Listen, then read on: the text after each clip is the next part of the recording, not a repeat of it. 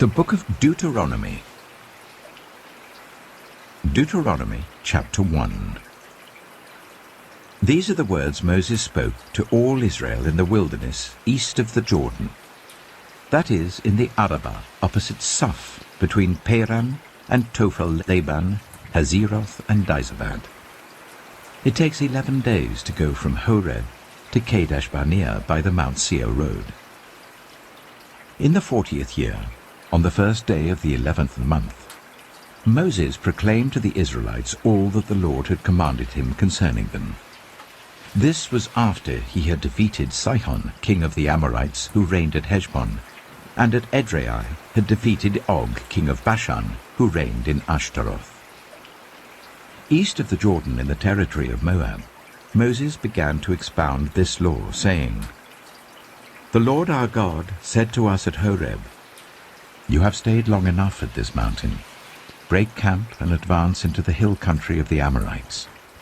Go to all the neighboring peoples in the Arabah, in the mountains, in the western foothills, in the Negev and along the coast, to the land of the Canaanites and to Lebanon, as far as the great river, the Euphrates. See, I have given you this land. Go in and take possession of the land that the Lord swore he would give to your fathers, to Abraham, Isaac, and Jacob, and to their descendants after them.' At that time I said to you, 'You are too heavy a burden for me to carry alone. The Lord your God has increased your numbers, so that today you are as numerous as the stars in the sky.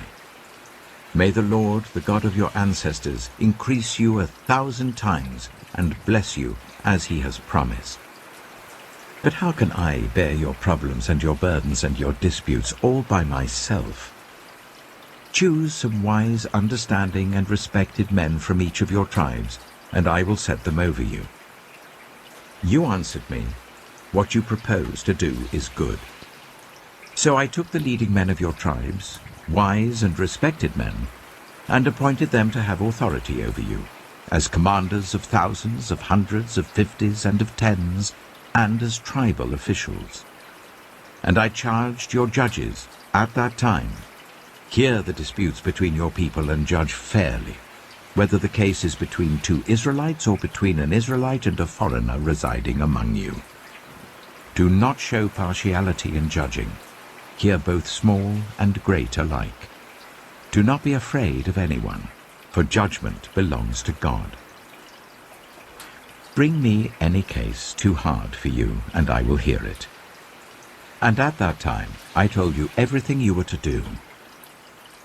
Then, as the Lord our God commanded us, we set out from Horeb and went towards the hill country of the Amorites, through all that vast and dreadful wilderness that you have seen. And so we reached Kadesh Barnea. And then I said to you, 'You have reached the hill country of the Amorites, which the Lord our God is giving us. See, the Lord your God has given you the land. Go up and take possession of it, as the Lord, the God of your ancestors, told you. Do not be afraid. Do not be discouraged.'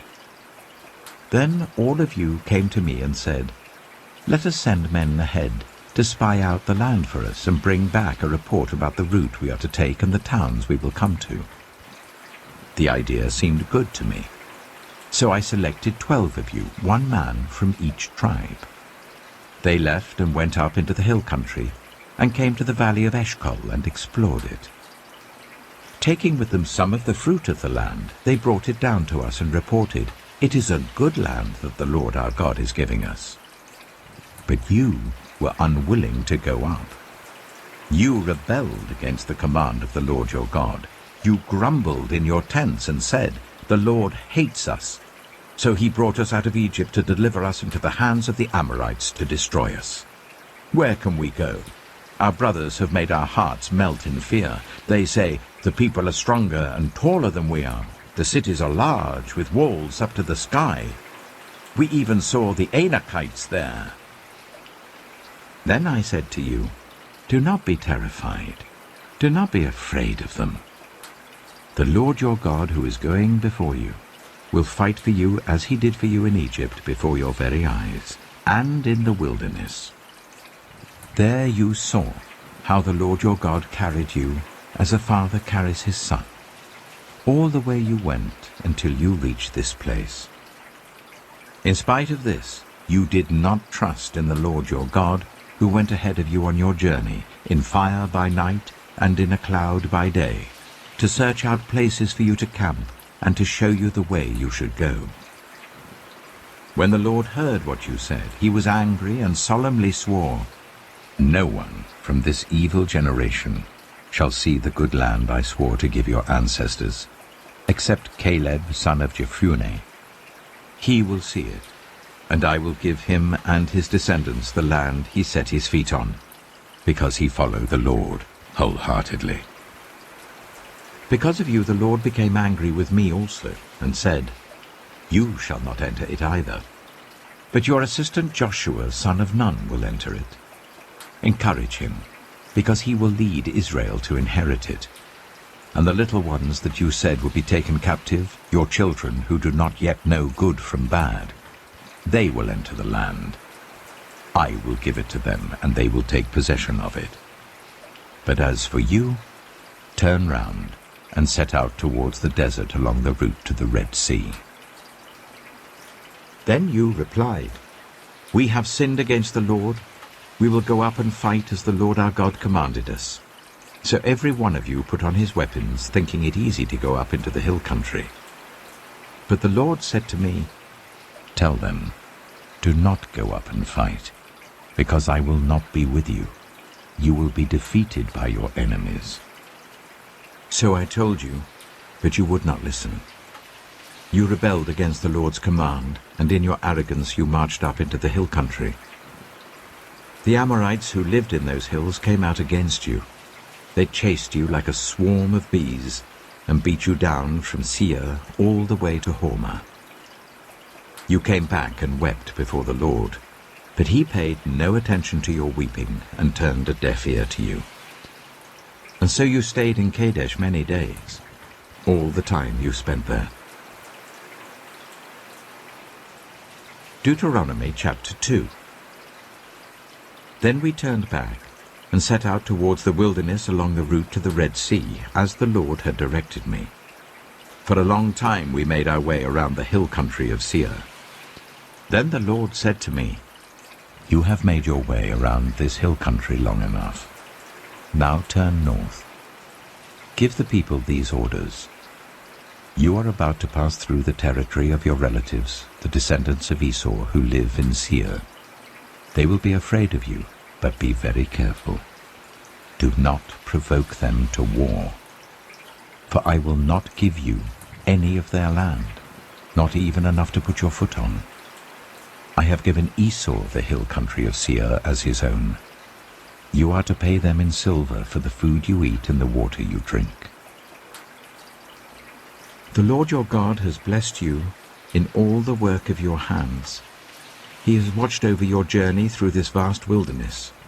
These 40 years the Lord your God has been with you, and you have not lacked anything. So we went on past our relatives, the descendants of Esau who live in Seir.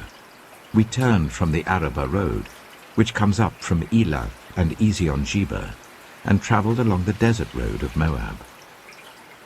Then the Lord said to me, "Do not harass the Moabites or provoke them to war, for I will not give you any part of their land. I have given Ar to the descendants of Lot as a possession." The Emites used to live there, a people strong and numerous and as tall as the Anakites. Like the Anakites, they too were considered Rephaites, but the Moabites called them Emites. Horites used to live in Seir, but the descendants of Esau drove them out. They destroyed the Horites from before them and settled in their place, just as Israel did in the land the Lord gave them as their possession. And the Lord said, "Now get up and cross the Zered valley." So we crossed the valley. 38 years passed from the time we left Kadesh Barnea until we crossed the Zered valley. By then, that entire generation of fighting men had perished from the camp, as the Lord had sworn to them.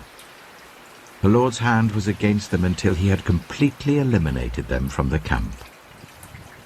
Now when the last of these fighting men among the people had died, the Lord said to me, "Today you are to pass by the region of Moab at Ar. When you come to the Ammonites, do not harass them or provoke them to war, for I will not give you possession of any land belonging to the Ammonites. I have given it as a possession to the descendants of Lot." That too was considered a land of the Rephaites, who used to live there. But the Ammonites called them Zamzamites. They were a people strong and numerous, and as tall as the Anakites. The Lord destroyed them from before the Ammonites, who drove them out and settled in their place. The Lord had done the same for the descendants of Esau, who lived in Seir, when he destroyed the Horites from before them. They drove them out and have lived in their place to this day. And as for the Avites, who live in the villages as far as Gaza, the Caphtorites coming out from Caphtor destroyed them and settled in their place. Set out now and cross the Arnon Gorge. See, I have given into your hand Sihon the Amorite, king of Heshbon, and his country. Begin to take possession of it and engage him in battle. This very day I will begin to put the terror and fear of you on all the nations under heaven. They will hear reports of you and will tremble and be in anguish because of you. From the desert of Kedemoth I sent messengers to Sihon king of Heshbon, offering peace and saying, "Let us pass through your country. We will stay on the main road. We will not turn aside to the right or to the left. Sell us food to eat and water to drink, for their price in silver. Only let us pass through on foot, as the descendants of Esau who live in Seir and the Moabites who live in Ar did for us, until we cross the Jordan into the land the Lord our God is giving us." But Sihon king of Heshbon refused to let us pass through, for the Lord your God had made his spirit stubborn and his heart obstinate, in order to give him into your hands, as he has now done. The Lord said to me, "See, I have begun to deliver Sihon and his country over to you. Now begin to conquer and possess his land." When Sihon and all his army came out to meet us in battle at Jahaz, the Lord our God delivered him over to us, and we struck him down together with his sons and his whole army. At that time we took all his towns and completely destroyed them, men, women, and children. We left no survivors. But the livestock and the plunder from the towns we had captured we carried off for ourselves. From Aroer on the rim of the Arnon Gorge, and from the town in the gorge even as far as Gilead, not one town was too strong for us. The Lord our God gave us all of them. But in accordance with the command of the Lord our God, you did not encroach on any of the land of the Amorites, neither the land along the course of the Jabbok, nor that around the towns in the hills. Deuteronomy chapter 3. Next we turned and went up along the road towards Bashan. And Og king of Bashan with his whole army marched out to meet us in battle at Edrei. The Lord said to me, "Do not be afraid of him, for I have delivered him into your hands, along with his whole army and his land. Do to him what you did to Sihon king of the Amorites, who reigned in Heshbon." So the Lord our God also gave into our hands Og king of Bashan and all his army. We struck them down, leaving no survivors. At that time we took all his cities. There was not one of the 60 cities that we did not take from them, the whole region of Argob, Og's kingdom in Bashan. All these cities were fortified with high walls and with gates and bars, and there were also a great many unwalled villages.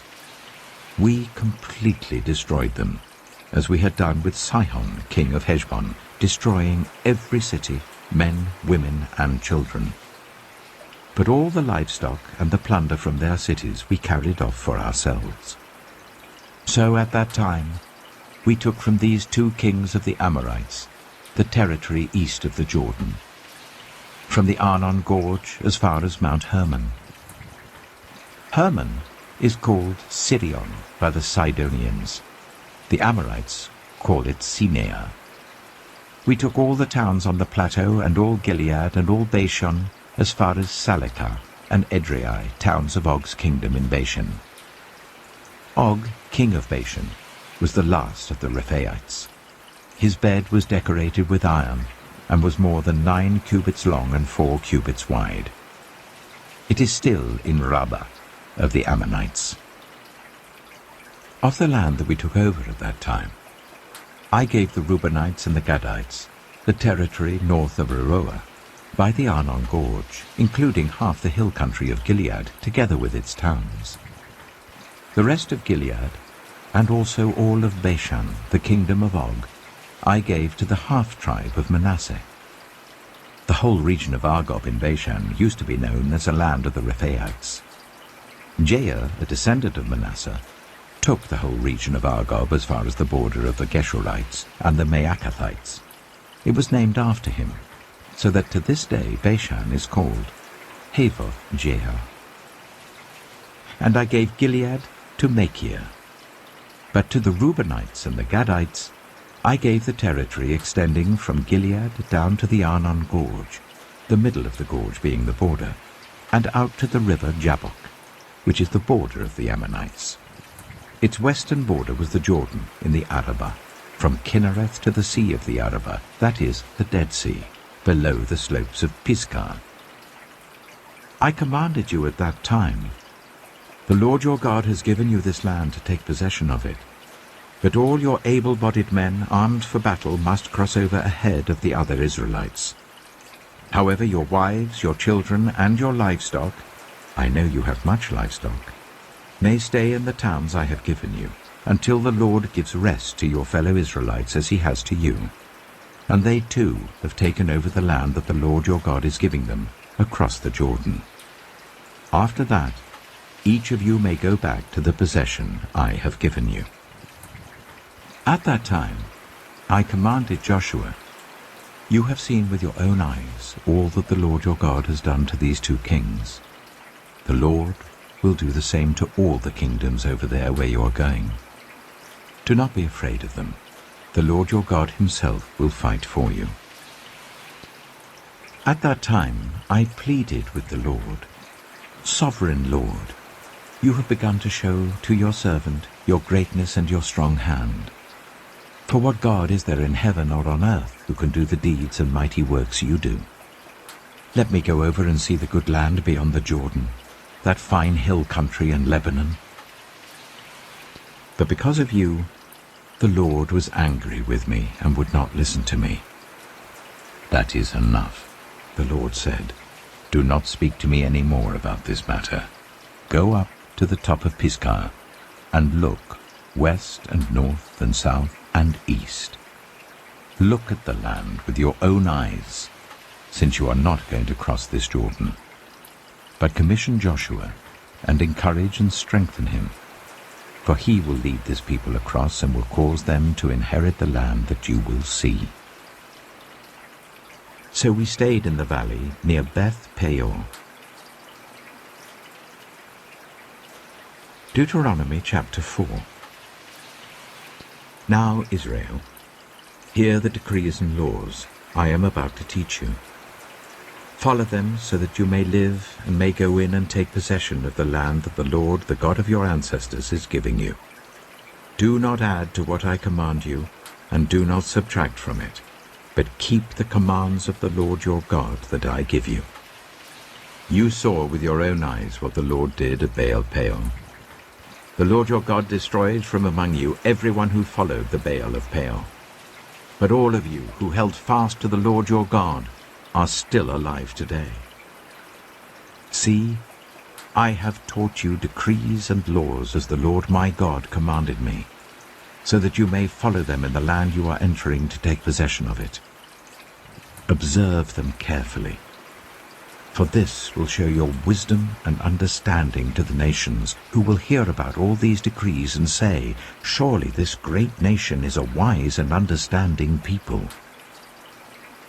What other nation is so great as to have their gods near them, the way the Lord our God is near us, whenever we pray to him?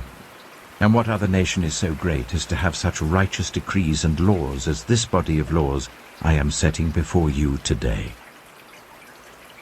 Only be careful and watch yourselves closely, so that you do not forget the things your eyes have seen, or let them fade from your heart as long as you live. Teach them to your children and to their children after them. Remember the day you stood before the Lord your God at Horeb, when he said to me, assemble the people before me to hear my words, so that they may learn to revere me as long as they live in the land, and may teach them to their children. You came near and stood at the foot of the mountain, while it blazed with fire to the very heavens, with black clouds and deep darkness. Then the Lord spoke to you out of the fire. You heard the sounds of words, but saw no form. There was only a voice. He declared to you his covenant, the 10 Commandments, which he commanded you to follow, and then wrote them on 2 stone tablets. And the Lord directed me at that time to teach you the decrees and laws you are to follow in the land that you are crossing the Jordan to possess. You saw no form of any kind the day the Lord spoke to you at Horeb out of the fire. Therefore watch yourselves very carefully, so that you do not become corrupt and make for yourselves an idol, an image of any shape, whether formed like a man or a woman, or like any animal on earth, or any bird that flies in the air, or like any creature that moves along the ground, or any fish in the waters below. And when you look up to the sky and see the sun, the moon, and the stars, all the heavenly array, do not be enticed into bowing down to them and worshipping things the Lord your God has apportioned to all the nations under heaven. But as for you, the Lord took you and brought you out of the iron-smelting furnace, out of Egypt, to be the people of his inheritance, as you now are. The Lord was angry with me because of you, and he solemnly swore that I would not cross the Jordan and enter the good land the Lord your God is giving you as your inheritance. I will die in this land. I will not cross the Jordan. But you are about to cross over and take possession of that good land. Be careful not to forget the covenant of the Lord your God that he made with you. Do not make for yourselves an idol in the form of anything the Lord your God has forbidden. For the Lord your God is a consuming fire, a jealous God. After you have had children and grandchildren, and have lived in the land a long time, if you then become corrupt and make any kind of idol, doing evil in the eyes of the Lord your God and arousing his anger, I call the heavens and the earth as witnesses against you this day, that you will quickly perish from the land that you are crossing the Jordan to possess. You will not live there long, but will certainly be destroyed. The Lord will scatter you among the peoples, and only a few of you will survive among the nations to which the Lord will drive you. There you will worship man-made gods of wood and stone, which cannot see or hear or eat or smell. But if from there you seek the Lord your God, you will find him if you seek him with all your heart and with all your soul. When you are in distress and all these things have happened to you, then in later days you will return to the Lord your God and obey him. For the Lord your God is a merciful God. He will not abandon or destroy you or forget the covenant with your ancestors, which he confirmed to them by oath. Ask now about the former days, long before your time, from the day God created human beings on the earth. Ask from one end of the heavens to the other, has anything so great as this ever happened? Or has anything like it ever been heard of? Has any other people heard the voice of God speaking out of fire as you have and lived? Has any God ever tried to take for himself one nation out of another nation by testings, by signs and wonders, by war, by a mighty hand and an outstretched arm, or by great and awesome deeds, like all the things the Lord your God did for you in Egypt before your very eyes? You were shown these things, so that you might know that the Lord is God. Besides him, there is no other. From heaven, he made you hear his voice to discipline you. On earth, he showed you his great fire, and you heard his words from out of the fire. Because he loved your ancestors and chose their descendants after them, he brought you out of Egypt by his presence and his great strength, to drive out before you nations greater and stronger than you, and to bring you into their land, to give it to you for your inheritance, as it is today. Acknowledge and take to heart this day that the Lord is God, in heaven above and on the earth below. There is no other. Keep his decrees and commands which I am giving you today, so that it may go well with you and your children after you, and that you may live long in the land the Lord your God gives you for all time. Then Moses set aside 3 cities east of the Jordan, to which anyone who had killed a person could flee, if they had unintentionally killed a neighbor without malice aforethought. They could flee into one of these cities and save their life. The cities were these: Bezer in the wilderness plateau for the Reubenites, Ramoth in Gilead for the Gadites, and Golan in Bashan for the Manassites. This is the law Moses set before the Israelites. These are the stipulations, decrees and laws Moses gave them when they came out of Egypt, and were in the valley near Beth-peor east of the Jordan, in the land of Sihon, king of the Amorites, who reigned in Heshbon and was defeated by Moses and the Israelites as they came out of Egypt. They took possession of his land, and the land of Og, king of Bashan, the 2 Amorite kings east of the Jordan.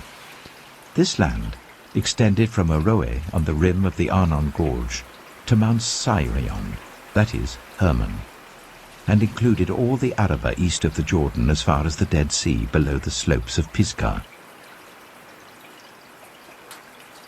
Deuteronomy chapter 5. Moses summoned all Israel and said, "Hear, Israel, the decrees and the laws I declare in your hearing today. Learn them and be sure to follow them. The Lord our God made a covenant with us at Horeb. It was not with our ancestors that the Lord made this covenant, but with us, with all of us who are alive here today.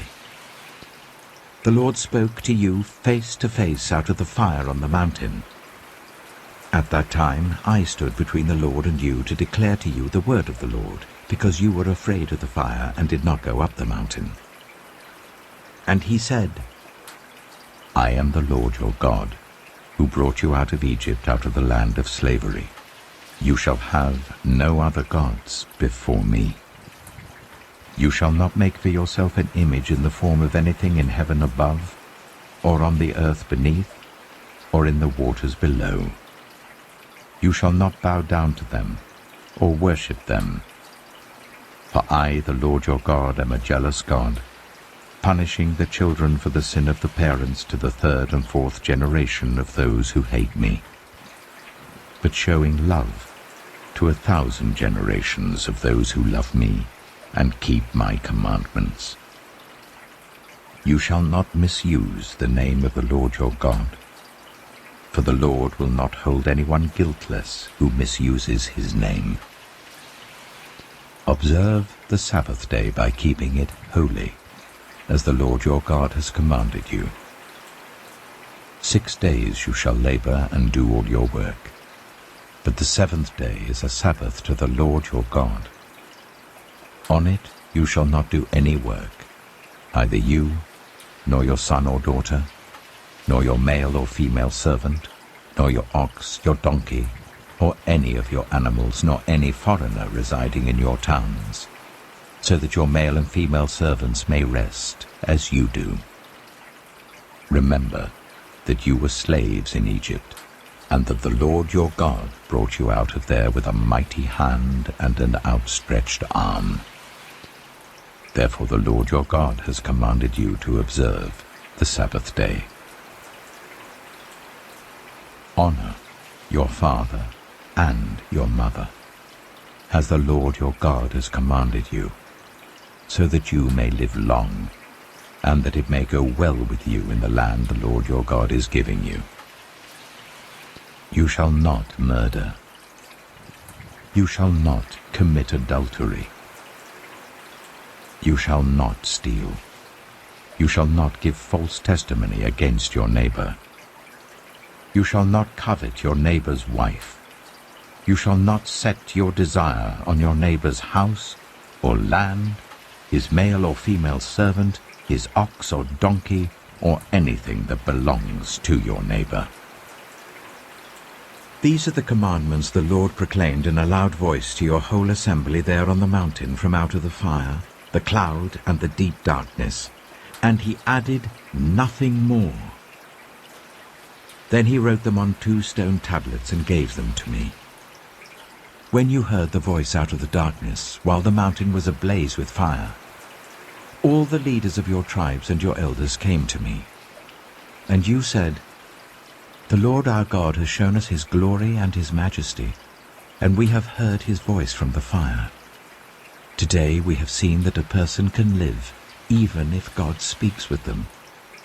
But now, why should we die? This great fire will consume us, and we will die if we hear the voice of the Lord our God any longer. For what mortal has ever heard the voice of the living God speaking out of fire, as we have, and survived? Go near and listen to all that the Lord our God says. Then tell us whatever the Lord our God tells you. We will listen and obey." The Lord heard you when you spoke to me, and the Lord said to me, "I have heard what this people said to you. Everything they said was good. Oh, that their hearts would be inclined to fear me, and keep all my commands always, so that it might go well with them and their children forever. Go, tell them to return to their tents. But you stay here with me, so that I may give you all the commands, decrees, and laws that you are to teach them to follow in the land I am giving them to possess. So be careful to do what the Lord your God has commanded you. Do not turn aside to the right or to the left. Walk in obedience to all that the Lord your God has commanded you, so that you may live and prosper and prolong your days in the land that you will possess." Deuteronomy chapter 6. These are the commands, decrees, and laws the Lord your God directed me to teach you, to observe in the land you are crossing the Jordan to possess, so that you, your children, and their children after them may fear the Lord your God as long as you live, by keeping all his decrees and commands that I give you, and so that you may enjoy long life. Hear, Israel, and be careful to obey, so that it may go well with you, and that you may increase greatly in a land flowing with milk and honey, just as the Lord, the God of your ancestors, promised you. Hear, O Israel, the Lord our God, the Lord is one. Love the Lord your God with all your heart, and with all your soul, and with all your strength. These commandments that I give you today are to be on your hearts. Impress them on your children. Talk about them when you sit at home and when you walk along the road, when you lie down and when you get up. Tie them as symbols on your hands and bind them on your foreheads. Write them on the door frames of your houses and on your gates. When the Lord your God brings you into the land he swore to your fathers, to Abraham, Isaac, and Jacob, to give you a land with large, flourishing cities you did not build, houses filled with all kinds of good things you did not provide, wells you did not dig, and vineyards and olive groves you did not plant. Then when you eat and are satisfied, be careful that you do not forget the Lord who brought you out of Egypt, out of the land of slavery. Fear the Lord your God. Serve him only, and take your oaths in his name. Do not follow other gods, the gods of the peoples around you. For the Lord your God who is among you is a jealous God, and his anger will burn against you, and he will destroy you from the face of the land. Do not put the Lord your God to test as you did at Massah. Be sure to keep the commands of the Lord your God and the stipulations and decrees he has given you. Do what is right and good in the Lord's sight, so that it may go well with you, and you may go in and take over the good land that the Lord promised on oath to your ancestors, thrusting out all your enemies before you, as the Lord said. In the future, when your son asks you, "What is the meaning of the stipulations, decrees, and laws the Lord our God has commanded you?" tell him, "We were slaves of Pharaoh in Egypt, but the Lord brought us out of Egypt with a mighty hand. Before our eyes the Lord sent signs and wonders, great and terrible, on Egypt and Pharaoh and his whole household. But he brought us out from there to bring us in and give us the land that he promised on oath to our ancestors. The Lord commanded us to obey all these decrees and to fear the Lord our God, so that we might always prosper and be kept alive, as is the case today. And if we are careful to obey all this law before the Lord our God, as he has commanded us, that will be our righteousness." Deuteronomy chapter 7. When the Lord your God brings you into the land you are entering to possess, and drives out before you many nations, the Hittites, Girgashites, Amorites, Canaanites, Perizzites, Hivites, and Jebusites, 7 nations larger and stronger than you, and when the Lord your God has delivered them over to you and you have defeated them, then you must destroy them totally. Make no treaty with them, and show them no mercy. Do not intermarry with them. Do not give your daughters to their sons, or take their daughters for your sons, for they will turn your children away from following me to serve other gods, and the Lord's anger will burn against you and will quickly destroy you. This is what you are to do to them. Break down their altars, smash their sacred stones, cut down their Asherah poles, and burn their idols in the fire. For you are a people holy to the Lord your God.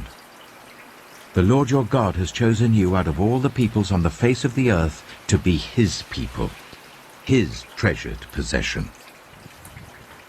The Lord did not set his affection on you and choose you because you were more numerous than other peoples, for you were the fewest of all peoples. But it was because the Lord loved you and kept the oath he swore to your ancestors, that he brought you out with a mighty hand and redeemed you from the land of slavery, from the power of Pharaoh, king of Egypt. Know therefore that the Lord your God is God. He is the faithful God, keeping his covenant of love to 1,000 generations of those who love him and keep his commandments. But those who hate him, he will repay to their face by destruction. He will not be slow to repay to their face those who hate him. Therefore take care to follow the commands, decrees, and laws I give you today. If you pay attention to these laws and are careful to follow them, then the Lord your God will keep his covenant of love with you as he swore to your ancestors. He will love you and bless you and increase your numbers. He will bless the fruit of your womb, the crops of your land, your corn, new wine, and oil, the calves of your herds, and the lambs of your flocks in the land that he swore to your ancestors to give you. You will be blessed more than any other people. None of your men or women will be childless, nor any of your livestock without young. The Lord will keep you free from every disease. He will not inflict on you the horrible diseases you knew in Egypt, but he will inflict them on all who hate you. You must destroy all the peoples the Lord your God gives over to you. Do not look on them with pity, and do not serve their gods, for that will be a snare to you. You may say to yourselves, "These nations are stronger than we are. How can we drive them out?" But do not be afraid of them. Remember well what the Lord your God did to Pharaoh and to all Egypt.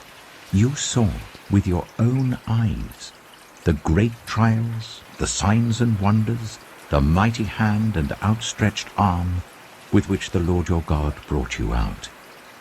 The Lord your God will do the same to all the peoples you now fear. Moreover, the Lord your God will send the hornet among them until even the survivors who hide from you have perished. Do not be terrified by them, for the Lord your God who is among you is a great and awesome God. The Lord your God will drive out those nations before you little by little. You will not be allowed to eliminate them all at once, or the wild animals will multiply around you. But the Lord your God will deliver them over to you, throwing them into great confusion until they are destroyed. He will give their kings into your hand, and you will wipe out their names from under heaven. No one will be able to stand up against you. You will destroy them. The images of their gods you are to burn in the fire. Do not covet the silver and gold on them, and do not take it for yourselves, or you will be ensnared by it, for it is detestable to the Lord your God. Do not bring a detestable thing into your house, or you, like it, will be set apart for destruction. Regard it as vile and utterly detest it, for it is set apart for destruction. Deuteronomy chapter 8. Be careful to follow every command I am giving you today, so that you may live and increase and may enter and possess the land that the Lord promised on oath to your ancestors. Remember how the Lord your God led you all the way in the wilderness these 40 years to humble and test you, in order to know what was in your heart, whether or not you would keep his commands. He humbled you, causing you to hunger and then feeding you with manna, which neither you nor your ancestors had known, to teach you that man does not live on bread alone, but on every word that comes from the mouth of the Lord. Your clothes did not wear out, and your feet did not swell during these 40 years. Know then in your heart that as a man disciplines his son, so the Lord your God disciplines you. Observe the commands of the Lord your God, walking in obedience to him and revering him. For the Lord your God is bringing you into a good land, a land with brooks, streams, and deep springs gushing out into the valleys and hills, a land with wheat and barley, vines and fig trees, pomegranates, olive oil and honey, a land where bread will not be scarce and you will lack nothing, a land where the rocks are iron and you can dig copper out of the hills. When you have eaten and are satisfied, praise the Lord your God for the good land he has given you. Be careful that you do not forget the Lord your God, failing to observe his commands, his laws, and his decrees that I am giving you this day. Otherwise, when you eat and are satisfied, when you build fine houses and settle down, and when your herds and your flocks grow large, and your silver and gold increase, and all that you have is multiplied, then your heart will become proud, and you will forget the Lord your God who brought you out of Egypt, out of the land of slavery. He led you through the vast and dreadful wilderness, that thirsty and waterless land, with its venomous snakes and scorpions. He brought you water out of hard rock. He gave you manna to eat in the wilderness, something your ancestors had never known, to humble and test you, so that in the end it might go well with you. You may say to yourself, my power and the strength of my hands have produced this wealth for me. But remember the Lord your God, for it is He who gives you the ability to produce wealth, and so confirms His covenant, which He swore to your ancestors, as it is today. If you ever forget the Lord your God, and follow other gods and worship and bow down to them, I testify against you today that you will surely be destroyed. Like the nations the Lord destroyed before you, so you will be destroyed, for not obeying the Lord your God. Deuteronomy chapter 9. Hear, Israel. You are now about to cross the Jordan to go in and dispossess nations greater and stronger than you, with large cities that have walls up to the sky. The people are strong and tall, Anakites. You know about them, and have heard it said, who can stand up against the Anakites? But be assured today that the Lord your God is the one who goes across ahead of you, like a devouring fire. He will destroy them. He will subdue them before you, and you will drive them out and annihilate them quickly, as the Lord has promised you. After the Lord your God has driven them out before you, do not say to yourself, the Lord has brought me here to take possession of this land because of my righteousness. No. It is on account of the wickedness of these nations that the Lord is going to drive them out before you. It is not because of your righteousness or your integrity that you are going in to take possession of their land, but on account of the wickedness of these nations, the Lord your God will drive them out before you, to accomplish what He swore to your fathers, to Abraham, Isaac, and Jacob. Understand, then, that it is not because of your righteousness that the Lord your God is giving you this good land to possess, for you are a stiff-necked people.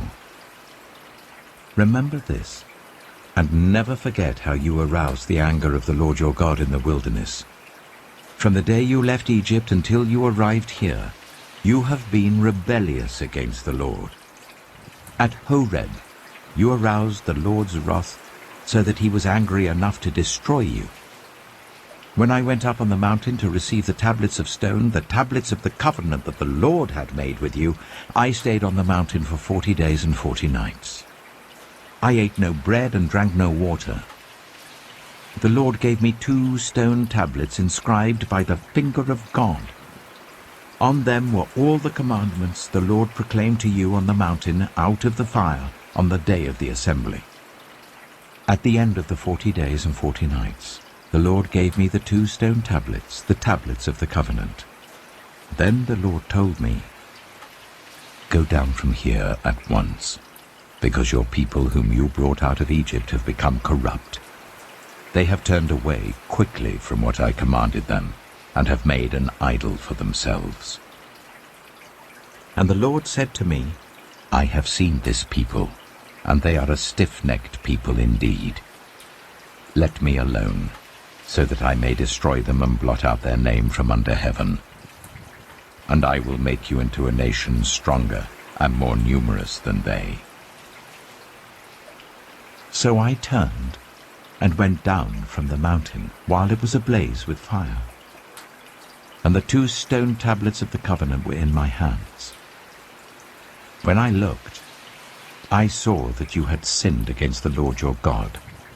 You had made for yourselves an idol, cast in the shape of a calf. You had turned aside quickly from the way that the Lord had commanded you. So I took the 2 tablets and threw them out of my hands, breaking them to pieces before your eyes. Then once again I fell prostrate before the Lord for 40 days and 40 nights. I ate no bread and drank no water, because of all the sin you had committed, doing what was evil in the Lord's sight, and so arousing his anger. I feared the anger and wrath of the Lord, for he was angry enough with you to destroy you. But again the Lord listened to me. And the Lord was angry enough with Aaron to destroy him. But at that time I prayed for Aaron too. Also, I took that sinful thing of yours, the calf you had made, and burned it in the fire. Then I crushed it and ground it to powder as fine as dust, and threw the dust into a stream that flowed down the mountain. You also made the Lord angry at Taberah, at Massa, and at Kibroth-Hattaavah. And when the Lord sent you out from Kadesh Barnea, he said, "Go up and take possession of the land I have given you." But you rebelled against the command of the Lord your God. You did not trust him or obey him. You have been rebellious against the Lord ever since I have known you. I lay prostrate before the Lord those 40 days and 40 nights because the Lord had said he would destroy you. I prayed to the Lord and said, "Sovereign Lord, do not destroy your people, your own inheritance, that you redeemed by your great power and brought out of Egypt with a mighty hand. Remember your servants Abraham, Isaac, and Jacob. Overlook the stubbornness of this people, their wickedness and their sin. Otherwise, the country from which you brought us will say, because the Lord was not able to take them into the land he had promised them, and because he hated them, he brought them out to put them to death in the wilderness. But they are your people, your inheritance, that you brought out by your great power and your outstretched arm." Deuteronomy chapter 10. At that time, the Lord said to me, "Chisel out 2 stone tablets like the first ones and come up to me on the mountain. Also make a wooden ark. I will write on the tablets the words that were on the first tablets which you broke. Then you are to put them in the ark." So I made the ark out of acacia wood, and chiseled out 2 stone tablets like the first ones, and I went up on the mountain with the 2 tablets in my hands. The Lord wrote on these tablets what he had written before, the 10 commandments he had proclaimed to you on the mountain out of the fire on the day of the assembly. And the Lord gave them to me. Then I came back down the mountain and put the tablets in the ark I had made, as the Lord commanded me, and they are there now. The Israelites traveled from the wells of Bene-Jaakam to Mosera. There Aaron died and was buried, and Eleazar his son succeeded him as priest. From there they traveled to Gudgodah, and on to Jotbathah, a land with streams of water. At that time the Lord set apart the tribe of Levi to carry the ark of the covenant of the Lord, to stand before the Lord to minister and to pronounce blessings in his name, as they still do today. That is why the Levites have no share or inheritance among their fellow Israelites. The Lord is their inheritance, as the Lord your God told them. Now I had stayed on the mountain for 40 days and 40 nights, as I did the first time, and the Lord listened to me at this time also. It was not his will to destroy you. Go, the Lord said to me, and lead the people on their way, so that they may enter and possess the land that I swore to their ancestors to give them. And now, Israel, what does the Lord your God ask of you, but to fear the Lord your God, to walk in obedience to him, to love him, to serve the Lord your God with all your heart and with all your soul, and to observe the Lord's commands and decrees that I am giving you today for your own good. To the Lord your God belong the heavens, even the highest heavens, the earth, and everything in it. Yet the Lord set his affection on your ancestors and loved them, and he chose you, their descendants, above all the nations, as it is today. Circumcise your hearts, therefore, and do not be stiff-necked any longer. For the Lord your God is God of gods and Lord of lords, the great God, mighty and awesome, who shows no partiality and accepts no bribes. He defends the cause of the fatherless and the widow, and loves the foreigner residing among you, giving them food and clothing. And you are to love those who are foreigners, for you yourselves were foreigners in Egypt. Fear the Lord your God and serve him. Hold fast to him, and take your oaths in his name. He is your praise. He is your God, who performed for you those great and awesome wonders you saw with your own eyes. Your ancestors, who went down into Egypt, were 70 in all. And now the Lord your God has made you as numerous as the stars in the sky. Deuteronomy chapter 11.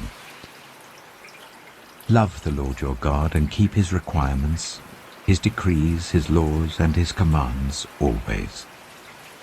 Remember today that your children were not the ones who saw and experienced the discipline of the Lord your God, his majesty, his mighty hand, his outstretched arm, the signs he performed and the things he did in the heart of Egypt, both to Pharaoh king of Egypt and to his whole country.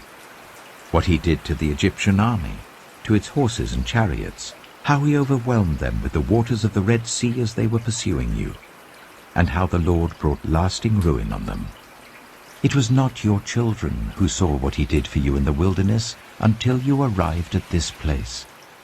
And what he did to Dathan and Abiram, sons of Eliab the Reubenite, when the earth opened its mouth right in the middle of all Israel and swallowed them up with their households, their tents, and every living thing that belonged to them.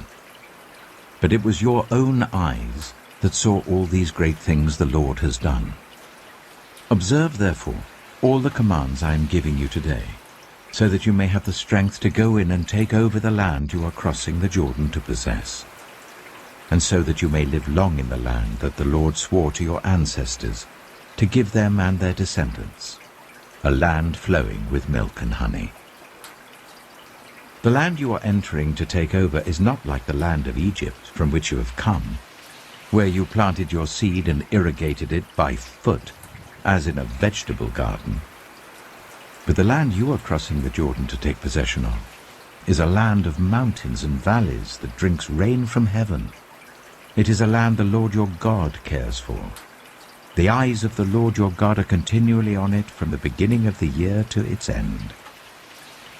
So if you faithfully obey the commands I am giving you today, to love the Lord your God and to serve him with all your heart and with all your soul, then I will send rain on your land in its season, both autumn and spring rains, so that you may gather in your corn, new wine, and olive oil.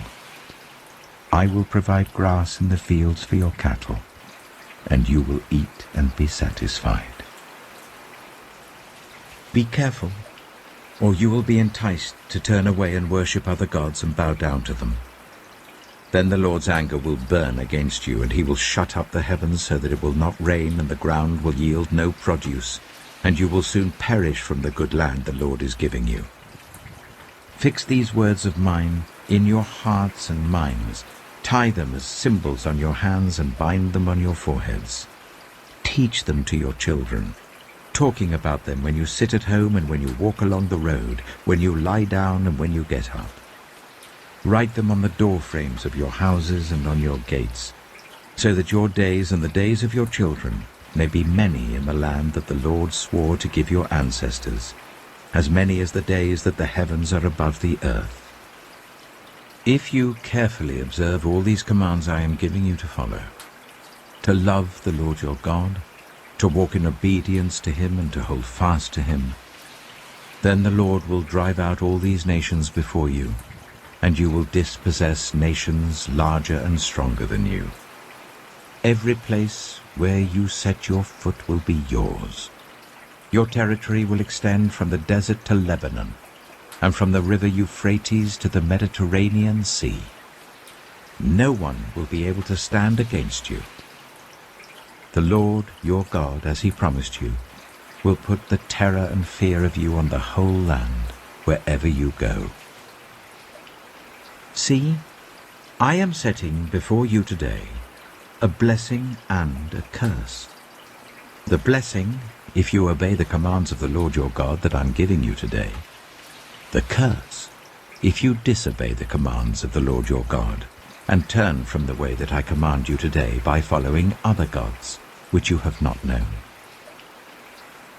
When the Lord your God has brought you into the land you are entering to possess, you are to proclaim on Mount Gerizim the blessings, and on Mount Ebal the curses.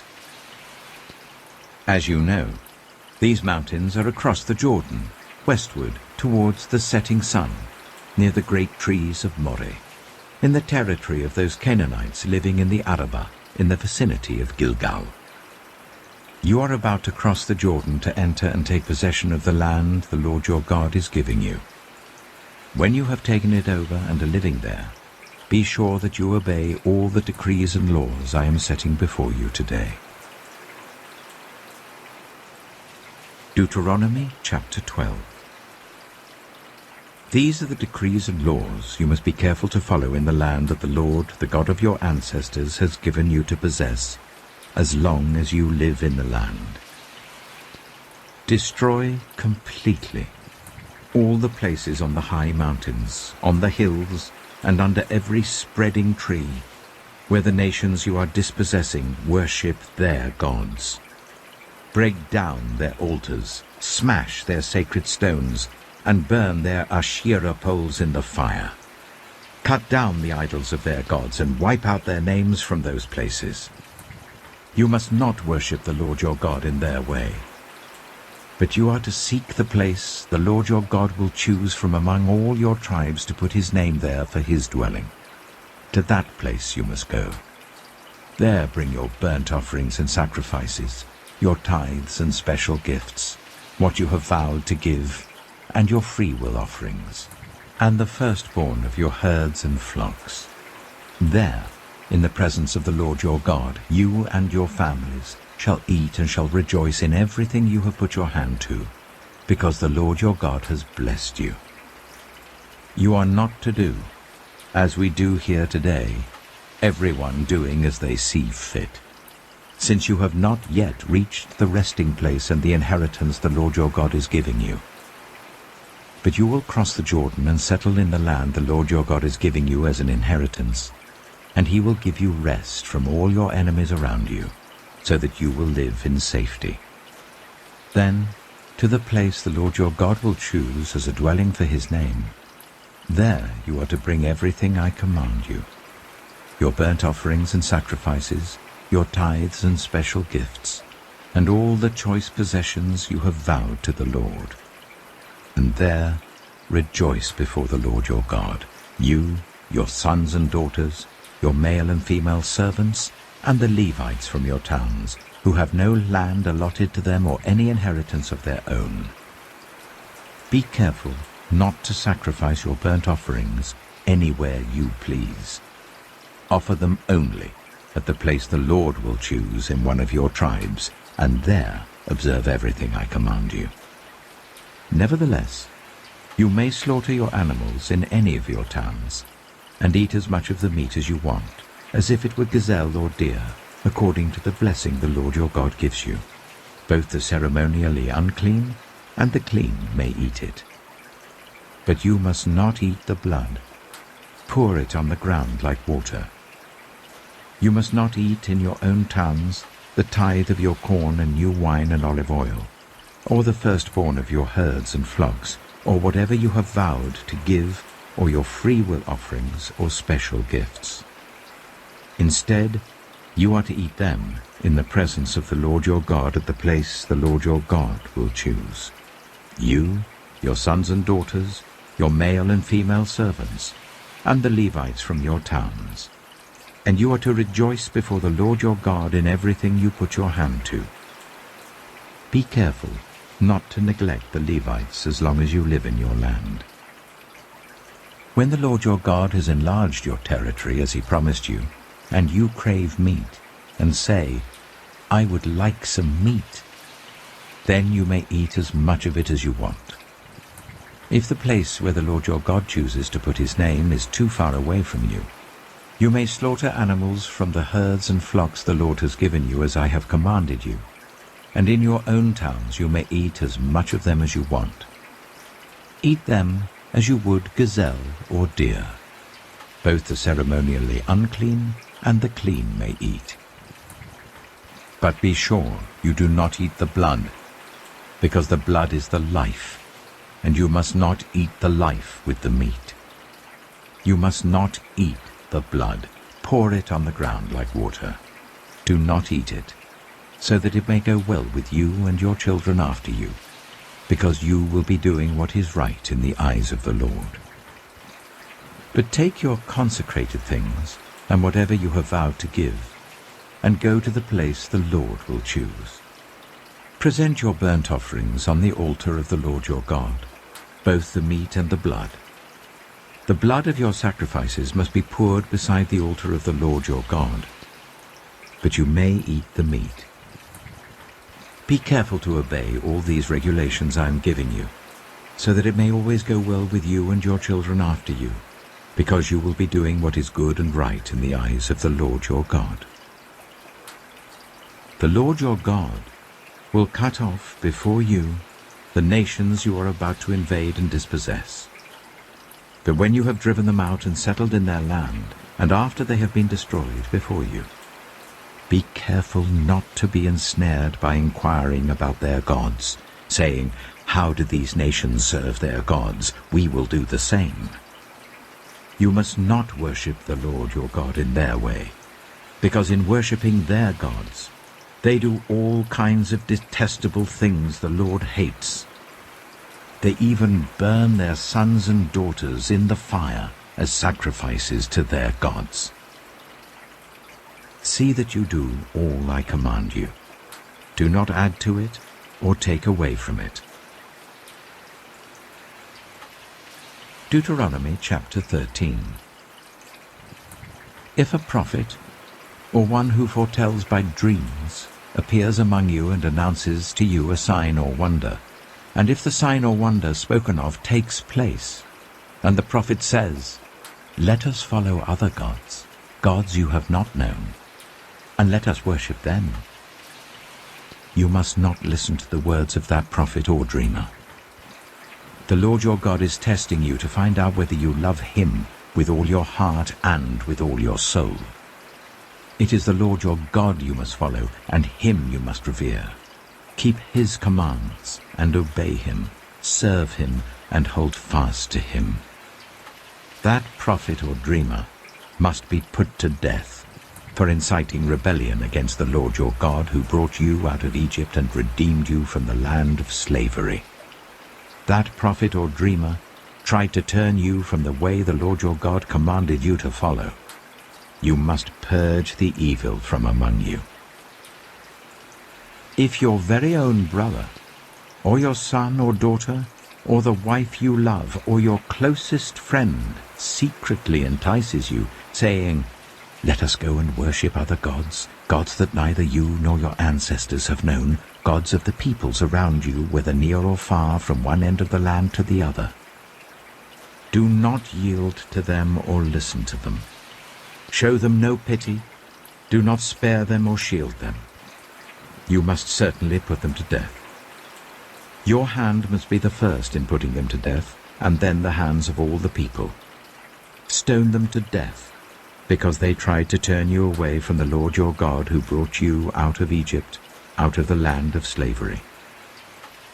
Then all Israel will hear and be afraid, and no one among you will do such an evil thing again. If you hear it said about one of the towns the Lord your God is giving you to live in, that troublemakers have arisen among you and have led the people of their town astray, saying, Let us go and worship other gods, gods you have not known, then you must inquire, probe, and investigate it thoroughly. And if it is true, and it has been proved that this detestable thing has been done among you, You must certainly put to the sword all who live in that town. You must destroy it completely, both its people and its livestock. You are to gather all the plunder of the town into the middle of the public square, and completely burn the town and all its plunder as a whole burnt offering to the Lord your God. That town is to remain a ruin forever, never to be rebuilt, and none of the condemned things are to be found in your hands. Then the Lord will turn from his fierce anger, will show you mercy, and will have compassion on you. He will increase your numbers as he promised on oath to your ancestors, because you obey the Lord your God by keeping all his commands that I am giving you today, and doing what is right in his eyes. Deuteronomy chapter 14. You are the children of the Lord your God. Do not cut yourselves, or shave the front of your heads for the dead, for you are a people holy to the Lord your God. Out of all the peoples on the face of the earth, the Lord has chosen you to be his treasured possession. Do not eat any detestable thing. These are the animals you may eat: the ox, the sheep, the goat, the deer, the gazelle, the roe deer, the wild goat, the ibex, the antelope, and the mountain sheep. You may eat any animal that has a divided hoof and that chews the cud. However, of those that chew the cud or that have a divided hoof, you may not eat the camel, the hare, or the hyrax. Although they chew the cud, they do not have a divided hoof. They are ceremonially unclean for you. The pig is also unclean. Although it has a divided hoof, it does not chew the cud. You are not to eat their meat or touch their carcasses. Of all the creatures living in the water, you may eat any that has fins and scales. But anything that does not have fins and scales you may not eat. For you it is unclean. You may eat any clean bird, but these you may not eat: the eagle, the vulture, the black vulture, the red kite, the black kite, any kind of falcon, any kind of raven, the horned owl, the screech owl, the gull, any kind of hawk, the little owl, the great owl, the white owl, the desert owl, the osprey, the cormorant, the stork, any kind of heron, the hoopoe, and the bat. All flying insects are unclean to you. Do not eat them. But any winged creature that is clean you may eat. Do not eat anything you find already dead. You may give it to the foreigner residing in any of your towns, and they may eat it, or you may sell it to any other foreigner. But you are a people holy to the Lord your God. Do not cook a young goat in its mother's milk. Be sure to set aside 1/10 of all that your fields produce each year. Eat the tithe of your corn, new wine and olive oil, and the firstborn of your herds and flocks in the presence of the Lord your God, at the place he will choose as a dwelling for his name, so that you may learn to revere the Lord your God always. But if that place is too distant, and you have been blessed by the Lord your God and cannot carry your tithe, because the place where the Lord will choose to put his name is so far away, then exchange your tithe for silver, and take the silver with you and go to the place the Lord your God will choose. Use the silver to buy whatever you like: cattle, sheep, wine, or other fermented drink, or anything you wish. Then you and your household shall eat there in the presence of the Lord your God and rejoice. And do not neglect the Levites living in your towns, for they have no land allotted to them, or any inheritance of their own. At the end of every 3 years, bring all the tithes of that year's produce and store it in your towns, so that the Levites, who have no land allotted to them or any inheritance of their own, and the foreigners, the fatherless, and the widows who live in your towns, may come and eat and be satisfied, and so that the Lord your God may bless you in all the work of your hands. Deuteronomy chapter 15. At the end of every 7 years, you must cancel debts. This is how it is to be done.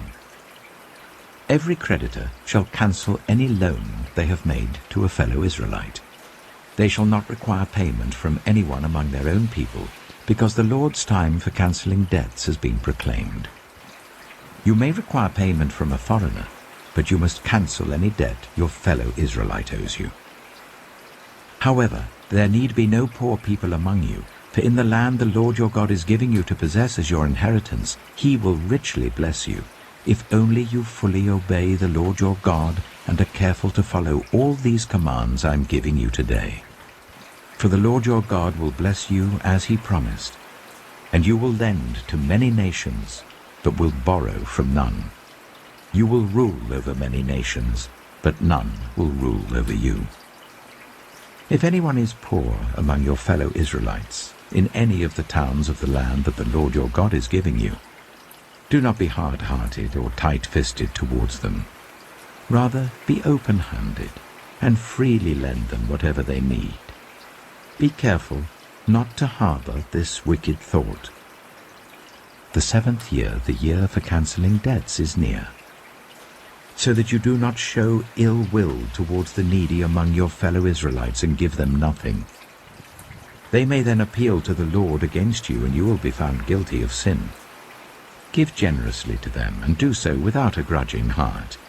Then because of this, the Lord your God will bless you in all your work and in everything you put your hand to. There will always be poor people in the land. Therefore I command you to be open-handed towards your fellow Israelites, who are poor and needy in your land. If any of your people, Hebrew men or women, sell themselves to you and serve you for 6 years, in the 7th year you must let them go free. And when you release them, do not send them away empty-handed. Supply them liberally from your flock, your threshing floor, and your winepress. Give to them as the Lord your God has blessed you. Remember that you were slaves in Egypt, and the Lord your God redeemed you. That is why I give you this command today. But if your servant says to you, I do not want to leave you, because he loves you and your family, and is well off with you, then take an awl and push it through his earlobe into the door, and he will become your servant for life. Do the same for your female servant. Do not consider it a hardship to set your servant free, because their service to you these 6 years has been worth twice as much as that of a hired hand, and the Lord your God will bless you in everything you do. Set apart for the Lord your God every firstborn male of your herds and flocks. Do not put the firstborn of your oxen to work, and do not shear the firstborn of your sheep. Each year you and your family are to eat them in the presence of the Lord your God at the place he will choose. If an animal has a defect, is lame or blind, or has any serious flaw, you must not sacrifice it to the Lord your God. You are to eat it in your own towns. Both the ceremonially unclean and the clean may eat it, as if it were gazelle or deer. But you must not eat the blood. Pour it on the ground like water. Deuteronomy chapter 16. Observe the month of Aviv, and celebrate the Passover of the Lord your God, because in the month of Aviv he brought you out of Egypt by night. Sacrifice as the Passover to the Lord your God an animal from your flock or herd at the place the Lord will choose as a dwelling for his name. Do not eat it with bread made with yeast, but for 7 days eat unleavened bread, the bread of affliction, because you left Egypt in haste, so that all the days of your life you may remember the time of your departure from Egypt. Let no yeast be found in your possession in all your land for 7 days. Do not let any of the meat you sacrifice on the evening of the first day remain until morning. You must not sacrifice the Passover in any town the Lord your God gives you, except in the place he will choose as a dwelling for his name. There you must sacrifice the Passover in the evening when the sun goes down. on the anniversary of your departure from Egypt. Roast it and eat it at the place the Lord your God will choose. Then in the morning return to your tents. For 6 days eat unleavened bread, and on the 7th day hold an assembly to the Lord your God, and do no work. Count 7 weeks from the time you begin to put the sickle to the standing corn. Then celebrate the festival of weeks to the Lord your God, by giving a free will offering in proportion to the blessings the Lord your God has given you. And rejoice before the Lord your God at the place he will choose as a dwelling for his name. You, your sons and daughters, your male and female servants, the Levites in your towns, and the foreigners, the fatherless and the widows living among you. Remember that you were slaves in Egypt, and follow carefully these decrees. Celebrate the festival of tabernacles for 7 days after you have gathered the produce of your threshing floor and your winepress. Be joyful at your festival, you, your sons and daughters, your male and female servants, and the Levites, the foreigners, the fatherless and the widows who live in your towns. For 7 days celebrate the festival to the Lord your God at the place the Lord will choose. For the Lord your God will bless you in all your harvest and in all the work of your hands, and your joy will be complete.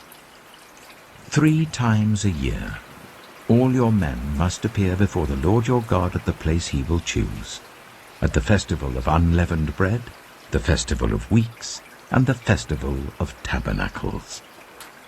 No one should appear before the Lord empty-handed. Each of you must bring a gift in proportion to the way the Lord your God has blessed you.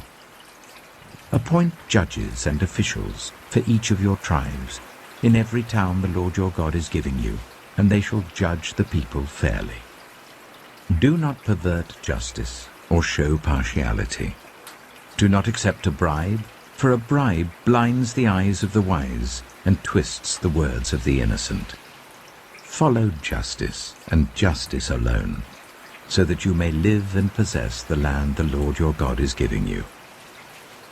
Do not set up any wooden Asherah pole beside the altar you build to the Lord your God, and do not erect a sacred stone, for these the Lord your God hates. Deuteronomy chapter 17. Do not sacrifice to the Lord your God an ox or a sheep that has any defect or flaw in it, for that would be detestable to him. If a man or woman living among you in one of the towns the Lord gives you is found doing evil in the eyes of the Lord your God, in violation of his covenant, and contrary to my command, has worshipped other gods, bowing down to them, or to the sun, or the moon, or the stars in the sky, and this has been brought to your attention, then you must investigate it thoroughly. If it is true, and it has been proved that this detestable thing has been done in Israel, take the man or woman who has done this evil deed to your city gate, and stone that person to death. On the testimony of 2 or 3 witnesses a person is to be put to death, but no one is to be put to death on the testimony of only 1 witness. The hands of the witnesses must be the first in putting that person to death, and then the hands of all the people. You must purge the evil from among you. If cases come before your courts that are too difficult for you to judge, whether bloodshed, lawsuits, or assaults, take them to the place the Lord your God will choose. Go to the Levitical priests and to the judge who is in office at that time. Inquire of them, and they will give you the verdict. You must act according to the decisions they give you at the place the Lord will choose. Be careful to do everything they instruct you to do. Act according to whatever they teach you and the decisions they give you. Do not turn aside from what they tell you to the right or to the left. Anyone who shows contempt for the judge or for the priest who stands ministering there to the Lord your God is to be put to death. You must purge the evil from Israel. All the people will hear and be afraid, and will not be contemptuous again. When you enter the land the Lord your God is giving you, and have taken possession of it and settled in it, and you say, "Let us set a king over us like all the nations around us," be sure to appoint over you a king the Lord your God chooses. He must be from among your fellow Israelites. Do not place a foreigner over you, one who is not an Israelite. The king, moreover, must not acquire great numbers of horses for himself, or make the people return to Egypt to get more of them. For the Lord has told you, you are not to go back that way again. He must not take many wives, or his heart will be led astray. He must not accumulate large amounts of silver and gold. When he takes the throne of his kingdom, he is to write for himself on a scroll a copy of this law, taken from that of the Levitical priests. It is to be with him, and he is to read it all the days of his life, so that he may learn to revere the Lord his God and follow carefully all the words of this law and these decrees, and not consider himself better than his fellow Israelites, and turn from the law to the right or to the left. Then he and his descendants will reign a long time over his kingdom in Israel. Deuteronomy chapter 18. The Levitical priests, indeed the whole tribe of Levi, are to have no land allotted to them or any inheritance with Israel.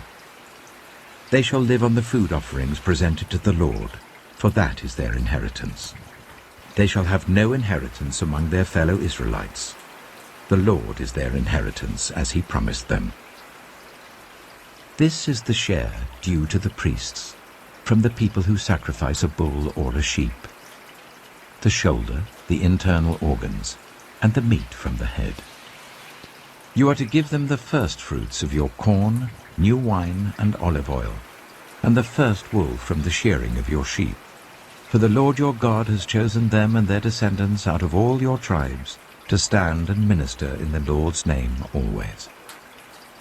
If a Levite moves from one of your towns anywhere in Israel where he is living, and comes in all earnestness to the place the Lord will choose, he may minister in the name of the Lord his God like all his fellow Levites, who serve there in the presence of the Lord. He is to share equally in their benefits, even though he has received money from the sale of family possessions. When you enter the land the Lord your God is giving you, do not learn to imitate the detestable ways of the nations there. Let no one be found among you who sacrifices their son or daughter in the fire, who practices divination or sorcery, interprets omens, engages in witchcraft, or casts spells, or who is a medium or spiritist, or who consults the dead.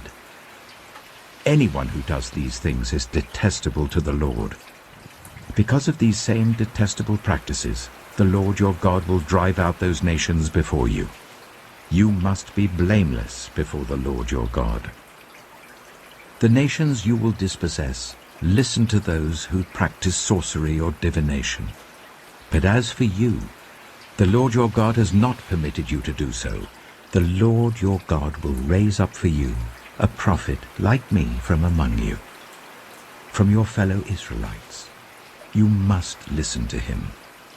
For this is what you asked of the Lord your God at Horeb, on the day of the assembly, when you said, "Let us not hear the voice of the Lord our God, nor see this great fire any more, or we will die."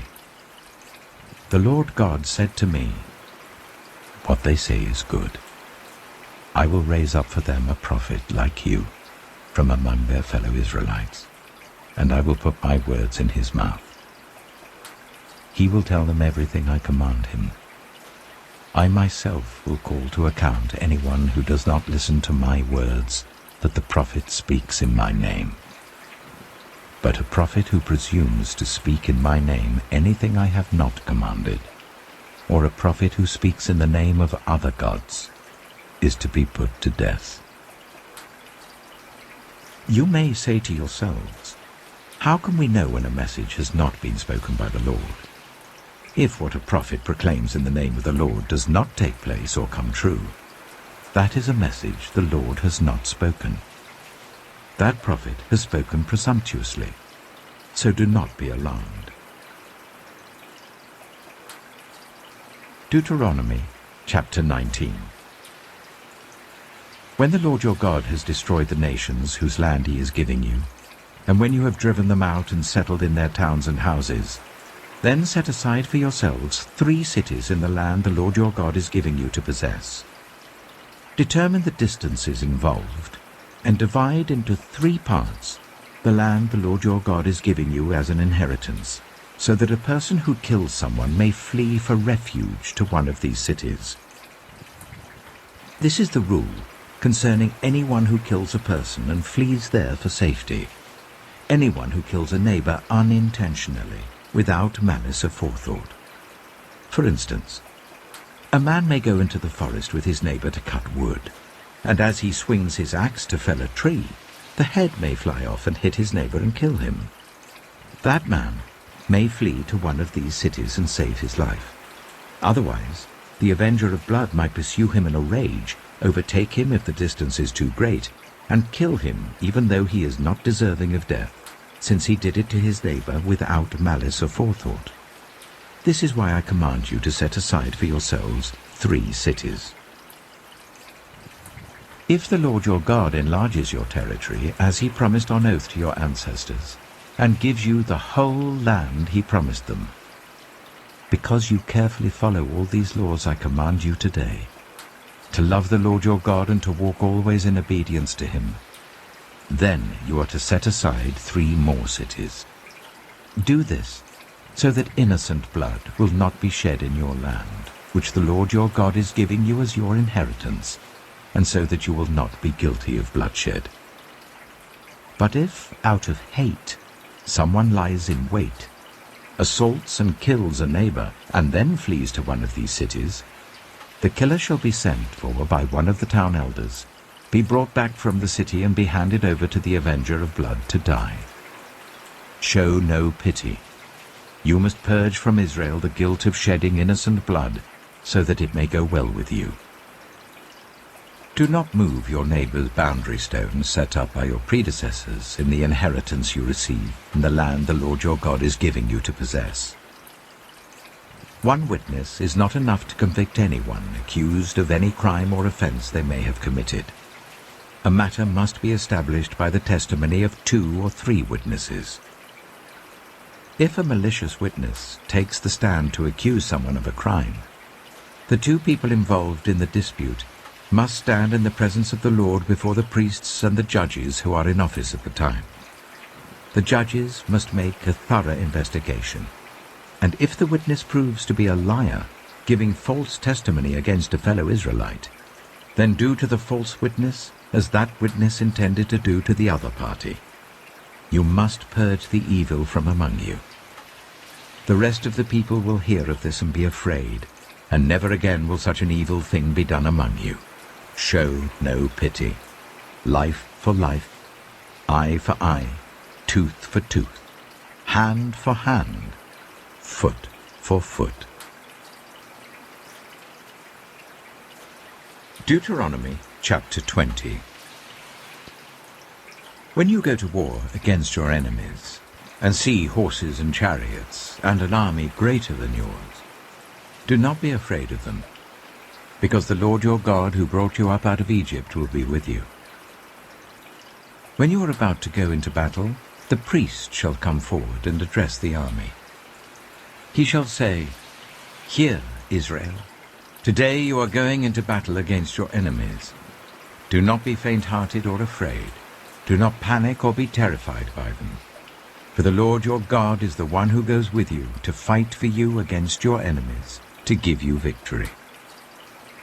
The officers shall say to the army, "Has anyone built a new house and not yet begun to live in it? Let him go home, or he may die in battle and someone else may begin to live in it.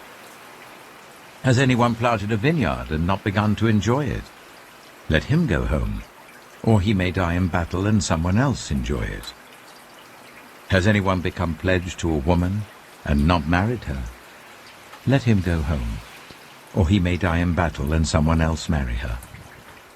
Then the officers shall add, "Is anyone afraid or faint-hearted? Let him go home, so that his fellow soldiers will not become disheartened too. When the officers have finished speaking to the army, they shall appoint commanders over it.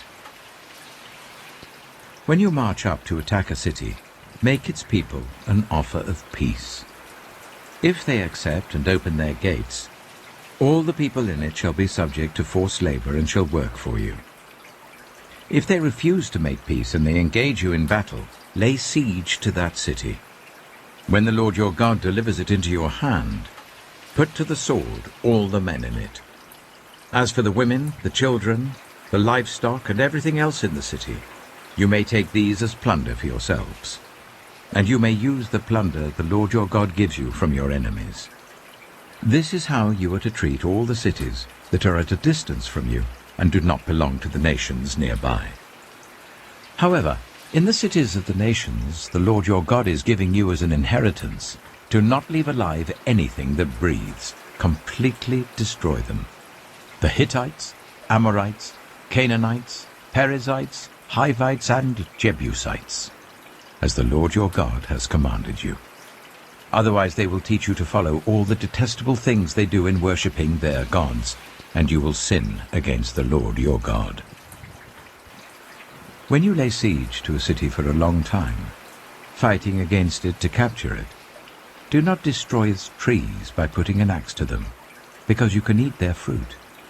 Do not cut them down. Are the trees people that you should besiege them? However, you may cut down trees that you know are not fruit trees, and use them to build siege works until the city at war with you falls. Deuteronomy chapter 21. If someone is found slain, lying in a field in the land the Lord your God is giving you to possess, and it is not known who the killer was, your elders and judges shall go out and measure the distance from the body to the neighboring towns. Then the elders of the town nearest the body shall take a heifer that has never been worked and has never worn a yoke, and lead it down to a valley that has not been ploughed or planted and where there is a flowing stream. There, in the valley, they are to break the heifer's neck. The Levitical priests shall step forward, for the Lord your God has chosen them to minister and to pronounce blessings in the name of the Lord, and to decide all cases of dispute and assault. Then all the elders of the town nearest the body shall wash their hands over the heifer whose neck was broken in the valley, and they shall declare, Our hands did not shed this blood, nor did our eyes see it done. Accept this atonement for your people, Israel, whom you have redeemed, Lord, and do not hold your people guilty of the blood of an innocent person. Then the bloodshed will be atoned for, and you will have purged from yourselves the guilt of shedding innocent blood, since you have done what is right in the eyes of the Lord. When you go to war against your enemies, and the Lord your God delivers them into your hands, and you take captives, if you notice among the captives a beautiful woman and are attracted to her, you may take her as your wife. Bring her into your home, and make her shave her head, trim her nails, and put aside the clothes she was wearing when captured.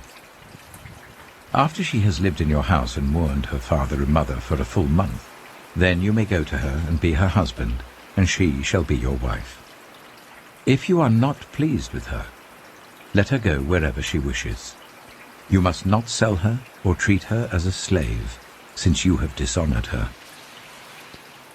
If a man has 2 wives, and he loves one but not the other, and both bear him sons, but the firstborn is the son of the wife he does not love, when he wills his property to his sons, he must not give the rights of the firstborn to the son of the wife he loves, in preference to his actual firstborn, the son of the wife he does not love. He must acknowledge the son of his unloved wife as the firstborn by giving him a double share of all he has. That son is the first sign of his father's strength.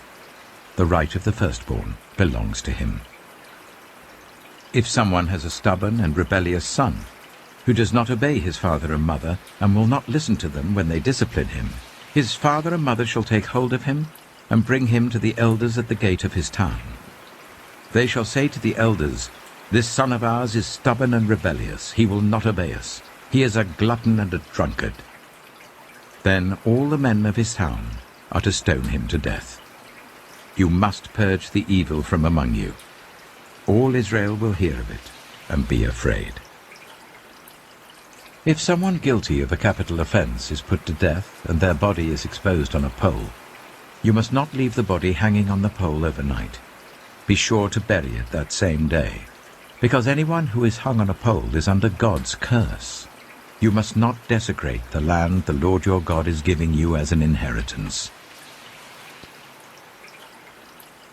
Deuteronomy chapter 22. If you see your fellow Israelites' ox or sheep straying, do not ignore it, but be sure to take it back to its owner. If they do not live near you, or if you do not know who owns it, take it home with you and keep it until they come looking for it. Then give it back. Do the same if you find their donkey or cloak or anything else they have lost. Do not ignore it.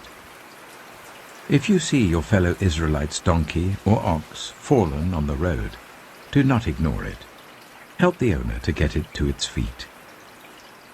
A woman must not wear men's clothing, nor a man wear women's clothing, for the Lord your God detests anyone who does this. If you come across a bird's nest beside the road, either in a tree or on the ground, and the mother is sitting on the young or on the eggs, do not take the mother with the young.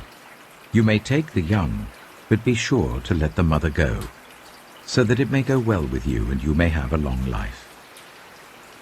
When you build a new house, make a parapet around your roof, so that you may not bring the guilt of bloodshed on your house if someone falls from the roof. Do not plant two kinds of seed in your vineyard. If you do, not only the crops you plant, but also the fruit of the vineyard will be defiled. Do not plough with an ox and a donkey yoked together. Do not wear clothes of wool and linen woven together. Make tassels on the four corners of the cloak you wear.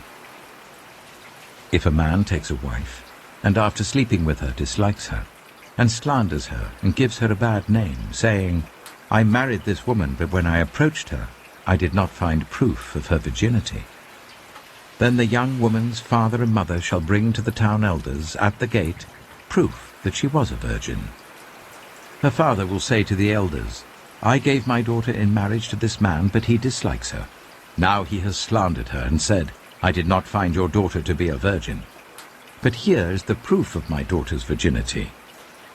Then her parents shall display the cloth before the elders of the town, and the elders shall take the man and punish him. They shall fine him 100 shekels of silver, and give them to the young woman's father, because this man has given an Israelite virgin a bad name. She shall continue to be his wife. He must not divorce her as long as he lives. If, however, the charge is true, and no proof of the young woman's virginity can be found, she shall be brought to the door of her father's house, and there the men of her town shall stone her to death. She has done an outrageous thing in Israel by being promiscuous while still in her father's house. You must purge the evil from among you. If a man is found sleeping with another man's wife, both the man who slept with her and the woman must die. You must purge the evil from Israel. If a man happens to meet in a town a virgin pledged to be married and he sleeps with her, you shall take both of them to the gate of that town and stone them to death. The young woman because she was in a town and did not scream for help, and the man because he violated another man's wife. You must purge the evil from among you. But if out in the country a man happens to meet a young woman pledged to be married and rapes her, only the man who has done this shall die. Do nothing to the woman. She has committed no sin deserving death. This case is like that of someone who attacks and murders a neighbor. For the man found the young woman out in the country, and though the betrothed woman screamed, there was no one to rescue her. If a man happens to meet a virgin who is not pledged to be married and rapes her, and they are discovered, he shall pay her father 50 shekels of silver. He must marry the young woman, for he has violated her. He can never divorce her as long as he lives. A man is not to marry his father's wife. He must not dishonor his father's bed. Deuteronomy chapter 23. No one who has been emasculated by crushing or cutting may enter the assembly of the Lord. No one born of a forbidden marriage, nor any of their descendants may enter the assembly of the Lord, not even in the 10th generation. No Ammonite or Moabite, or any of their descendants may enter the assembly of the Lord, not even in the 10th generation. For they did not come to meet you with bread and water on your way when you came out of Egypt. And they hired Balaam, son of Beor, from Pethor in Aram Naharaim, to pronounce a curse on you. However, the Lord your God would not listen to Balaam, but turned the curse into a blessing for you, because the Lord your God loves you. Do not seek a treaty of friendship with them as long as you live. Do not despise an Edomite, for the Edomites are related to you. Do not despise an Egyptian, because you resided as foreigners in their country. The 3rd generation of children born to them may enter the assembly of the Lord. When you set up camp against your enemies, keep away from everything impure. If one of your men is unclean because of a nocturnal emission, he is to go outside the camp and stay there. But as evening approaches, he is to wash himself, and at sunset he may return to the camp. Designate a place outside the camp where you can go to relieve yourself. As part of your equipment, have something to dig with, and when you relieve yourself, dig a hole and cover up your excrement. For the Lord your God moves about in your camp to protect you and to deliver your enemies to you. Your camp must be holy, so that he will not see among you anything indecent and turn away from you. If a slave has taken refuge with you, do not hand them over to their master. Let them live among you wherever they like, and in whatever town they choose. Do not oppress them. No Israelite man or woman is to become a shrine prostitute. You must not bring the earnings of a female prostitute or of a male prostitute into the house of the Lord your God to pay any vow, because the Lord your God detests them both. Do not charge a fellow Israelite interest, whether on money or food or anything else that may earn interest. You may charge a foreigner interest, but not a fellow Israelite, so that the Lord your God may bless you in everything you put your hand to, in the land you are entering to possess. If you make a vow to the Lord your God, do not be slow to pay it, for the Lord your God will certainly demand it of you, and you will be guilty of sin. But if you refrain from making a vow, you will not be guilty. Whatever your lips utter, you must be sure to do, because you made your vow freely to the Lord your God with your own mouth. If you enter your neighbor's vineyard, you may eat all the grapes you want, but do not put any in your basket. If you enter your neighbor's cornfield, you may pick the ears with your hands, but you must not put a sickle to their standing corn. Deuteronomy chapter 24. If a man marries a woman who becomes displeasing to him because he finds something indecent about her, and he writes her a certificate of divorce, gives it to her, and sends her from his house, and if after she leaves his house she becomes the wife of another man, and her second husband dislikes her, and writes her a certificate of divorce, gives it to her, and sends her from his house, or if he dies, then her first husband who divorced her is not allowed to marry her again after she has been defiled. That would be detestable in the eyes of the Lord. Do not bring sin upon the land the Lord your God is giving you as an inheritance. If a man has recently married, he must not be sent to war or have any other duty laid on him. For 1 year he is to be free to stay at home and bring happiness to the wife he has married. Do not take a pair of millstones, not even the upper one, as security for a debt, because that would be taking a person's livelihood as security. If someone is caught kidnapping a fellow Israelite and treating or selling them as a slave, The kidnapper must die. You must purge the evil from among you. In cases of defiling skin diseases, be very careful to do exactly as the Levitical priests instruct you. You must follow carefully what I have commanded them. Remember what the Lord your God did to Miriam along the way after you came out of Egypt. When you make a loan of any kind to your neighbor, do not go into the house to get what is offered to you as a pledge. Stay outside, and let the neighbor to whom you are making the loan bring the pledge out to you.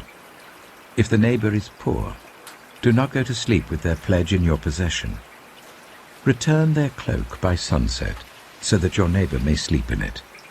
Then they will thank you, and it will be regarded as a righteous act in the sight of the Lord your God.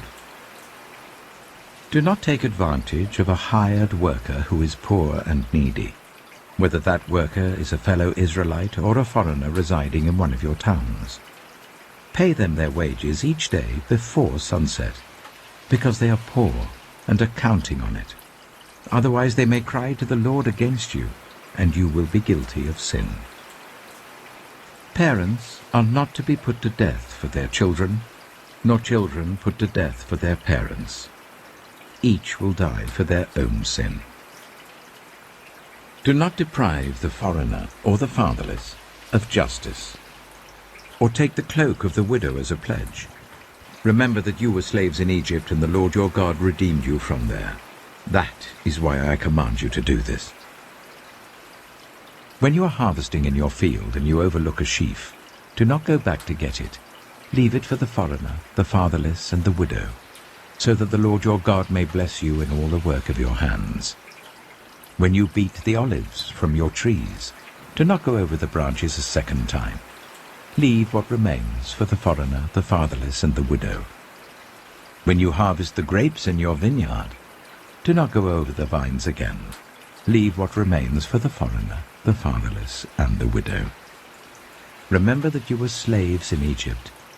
That is why I command you to do this. Deuteronomy chapter 25. When people have a dispute, they are to take it to court, and the judges will decide the case, acquitting the innocent and condemning the guilty.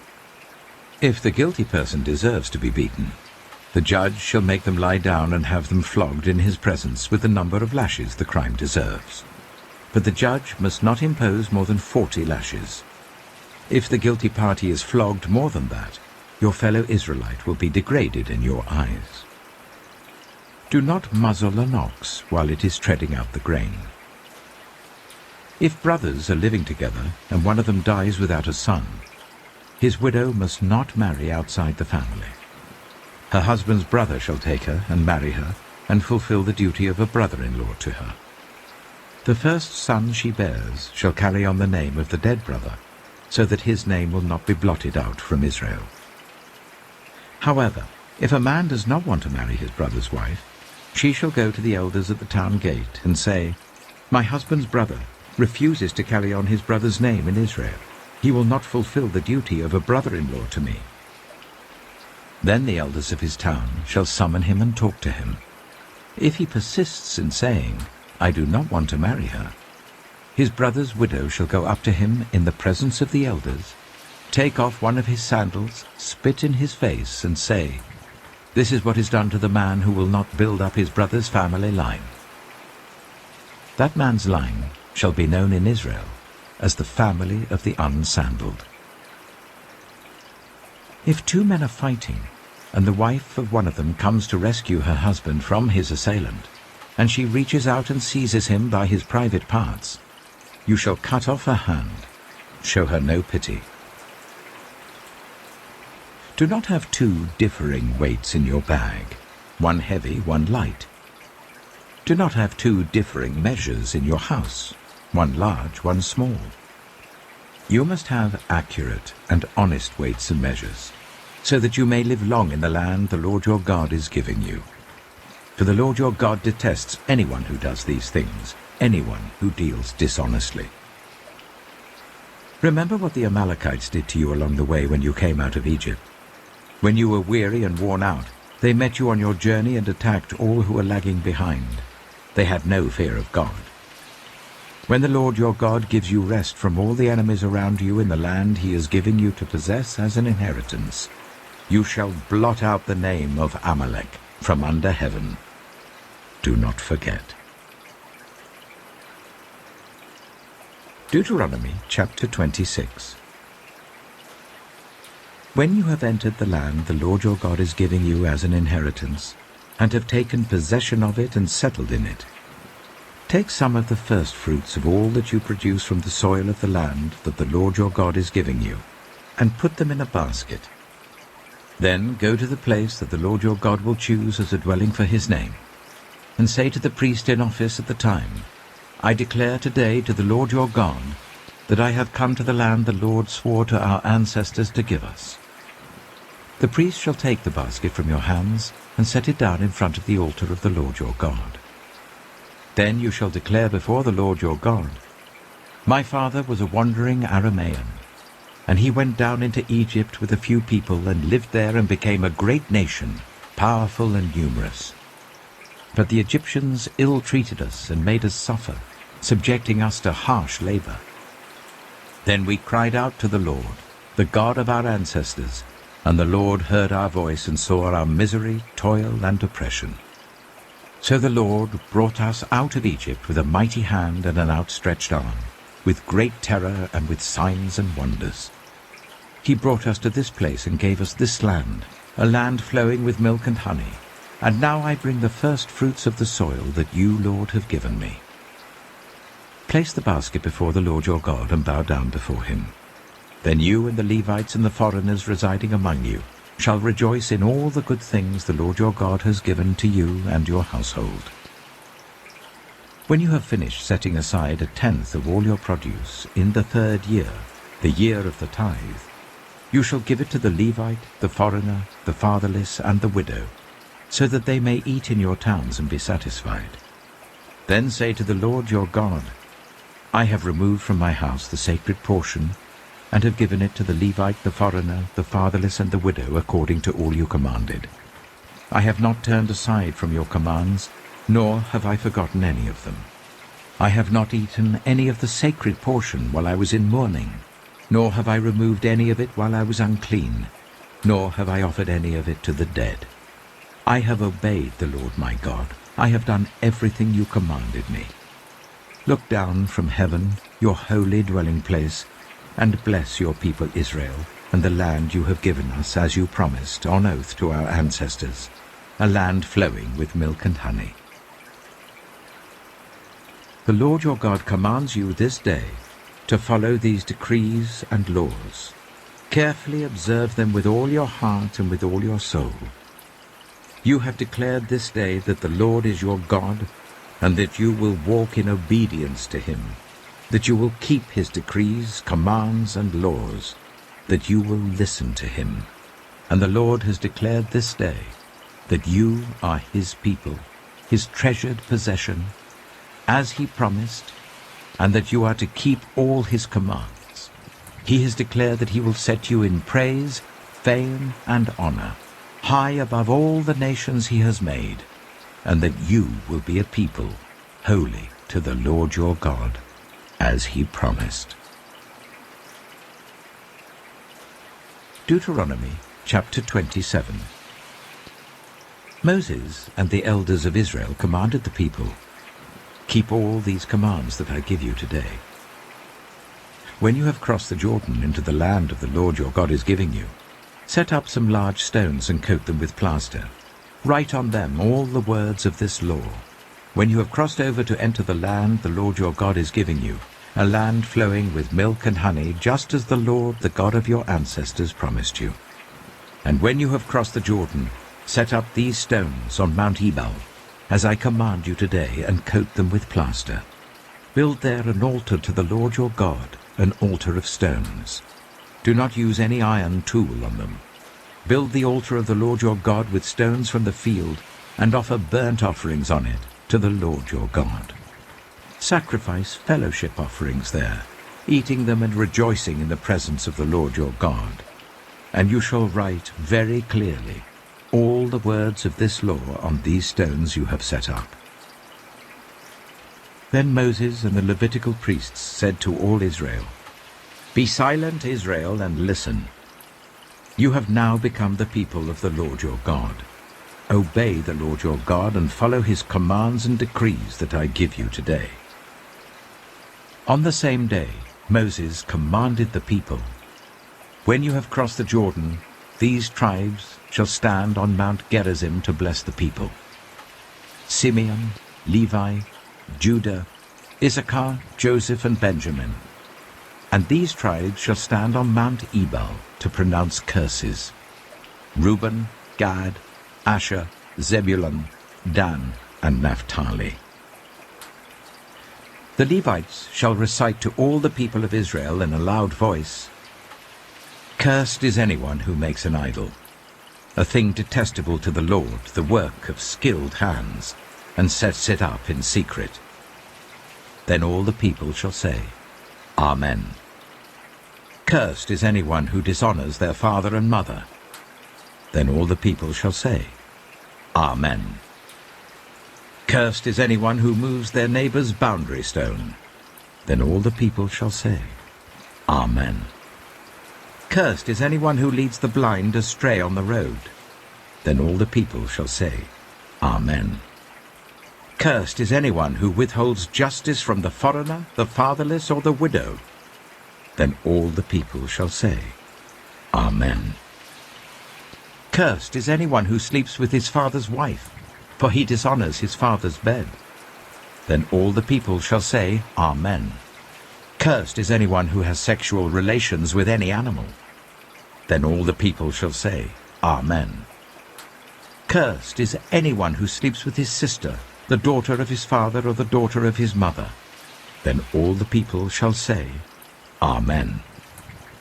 "Cursed is anyone who sleeps with his mother-in-law." Then all the people shall say, "Amen." "Cursed is anyone who kills their neighbor secretly." Then all the people shall say, "Amen." "Cursed is anyone who accepts a bribe to kill an innocent person." Then all the people shall say, "Amen." "Cursed is anyone who does not uphold the words of this law by carrying them out." Then all the people shall say, "Amen." Deuteronomy chapter 28. If you fully obey the Lord your God, and carefully follow all his commands that I give you today, the Lord your God will set you high above all the nations on earth. All these blessings will come on you and accompany you if you obey the Lord your God. You will be blessed in the city and blessed in the country. The fruit of your womb will be blessed, and the crops of your land, and the young of your livestock, the calves of your herds, and the lambs of your flocks. Your basket and your kneading trough will be blessed. You will be blessed when you come in and blessed when you go out. The Lord will grant that the enemies who rise up against you will be defeated before you. They will come at you from one direction, but flee from you in 7. The Lord will send a blessing on your barns and on everything you put your hand to. The Lord your God will bless you in the land he is giving you. The Lord will establish you as his holy people, as he promised you on oath, if you keep the commands of the Lord your God and walk in obedience to him.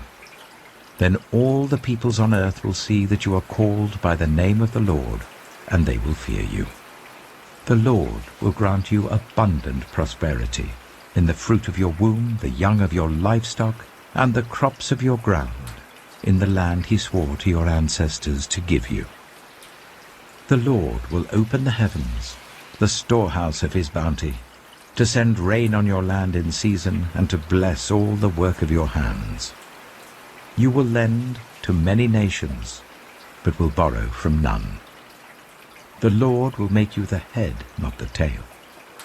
If you pay attention to the commands of the Lord your God that I give you this day, and carefully follow them, you will always be at the top, never at the bottom. Do not turn aside from any of the commands I give you today, to the right or to the left, following other gods and serving them. However, if you do not obey the Lord your God, and do not carefully follow all his commands and decrees I am giving you today, all these curses will come on you and overtake you. You will be cursed in the city and cursed in the country. Your basket and your kneading trough will be cursed. The fruit of your womb will be cursed, and the crops of your land, and the calves of your herds, and the lambs of your flocks. You will be cursed when you come in, and cursed when you go out. The Lord will send on you curses, confusion, and rebuke in everything you put your hand to, until you are destroyed and come to sudden ruin because of the evil you have done in forsaking him. The Lord will plague you with diseases until he has destroyed you from the land you are entering to possess. The Lord will strike you with wasting disease, with fever and inflammation, with scorching heat and drought, with blight and mildew, which will plague you until you perish. The sky over your head will be bronze, the ground beneath you iron. The Lord will turn the rain of your country into dust and powder. It will come down from the skies until you are destroyed. The Lord will cause you to be defeated before your enemies. You will come at them from one direction, but flee from them in 7, and you will become a thing of horror to all the kingdoms on earth. Your carcasses will be food for all the birds and the wild animals, and there will be no one to frighten them away. The Lord will afflict you with the boils of Egypt, and with tumors, festering sores, and the itch from which you cannot be cured. The Lord will afflict you with madness, blindness, and confusion of mind. At midday you will grope about like a blind person in the dark. You will be unsuccessful in everything you do. Day after day you will be oppressed and robbed, with no one to rescue you. You will be pledged to be married to a woman, but another will take her and rape her. You will build a house, but you will not live in it. You will plant a vineyard, but you will not even begin to enjoy its fruit. Your ox will be slaughtered before your eyes, but you will eat none of it. Your donkey will be forcibly taken from you, and will not be returned. Your sheep will be given to your enemies, and no one will rescue them. Your sons and daughters will be given to another nation, and you will wear out your eyes watching for them day after day, powerless to lift a hand. A people that you do not know will eat what your land and labor produce, and you will have nothing but cruel oppression all your days. The sights you see will drive you mad. The Lord will afflict your knees and legs with painful boils that cannot be cured, spreading from the soles of your feet to the top of your head. The Lord will drive you and the king you set over you to a nation unknown to you or your ancestors. There you will worship other gods, gods of wood and stone. You will become a thing of horror, a byword, and an object of ridicule among the peoples where the Lord will drive you. You will sow much seed in the field, but you will harvest little, because locusts will devour it. You will plant vineyards and cultivate them, but you will not drink the wine or gather the grapes, because worms will eat them. You will have olive trees throughout your country, but you will not use the oil, because the olives will drop off. You will have sons and daughters, but you will not keep them, because they will go into captivity. Swarms of locusts will take over all your trees and the crops of your land. The foreigners who reside among you will rise above you higher and higher, but you will sink lower and lower. They will lend to you, but you will not lend to them. They will be the head, but you will be the tail. All these curses will come on you. They will pursue you and overtake you until you are destroyed, because you did not obey the Lord your God and observe the commands and decrees he gave you. They will be a sign and a wonder to you and your descendants forever.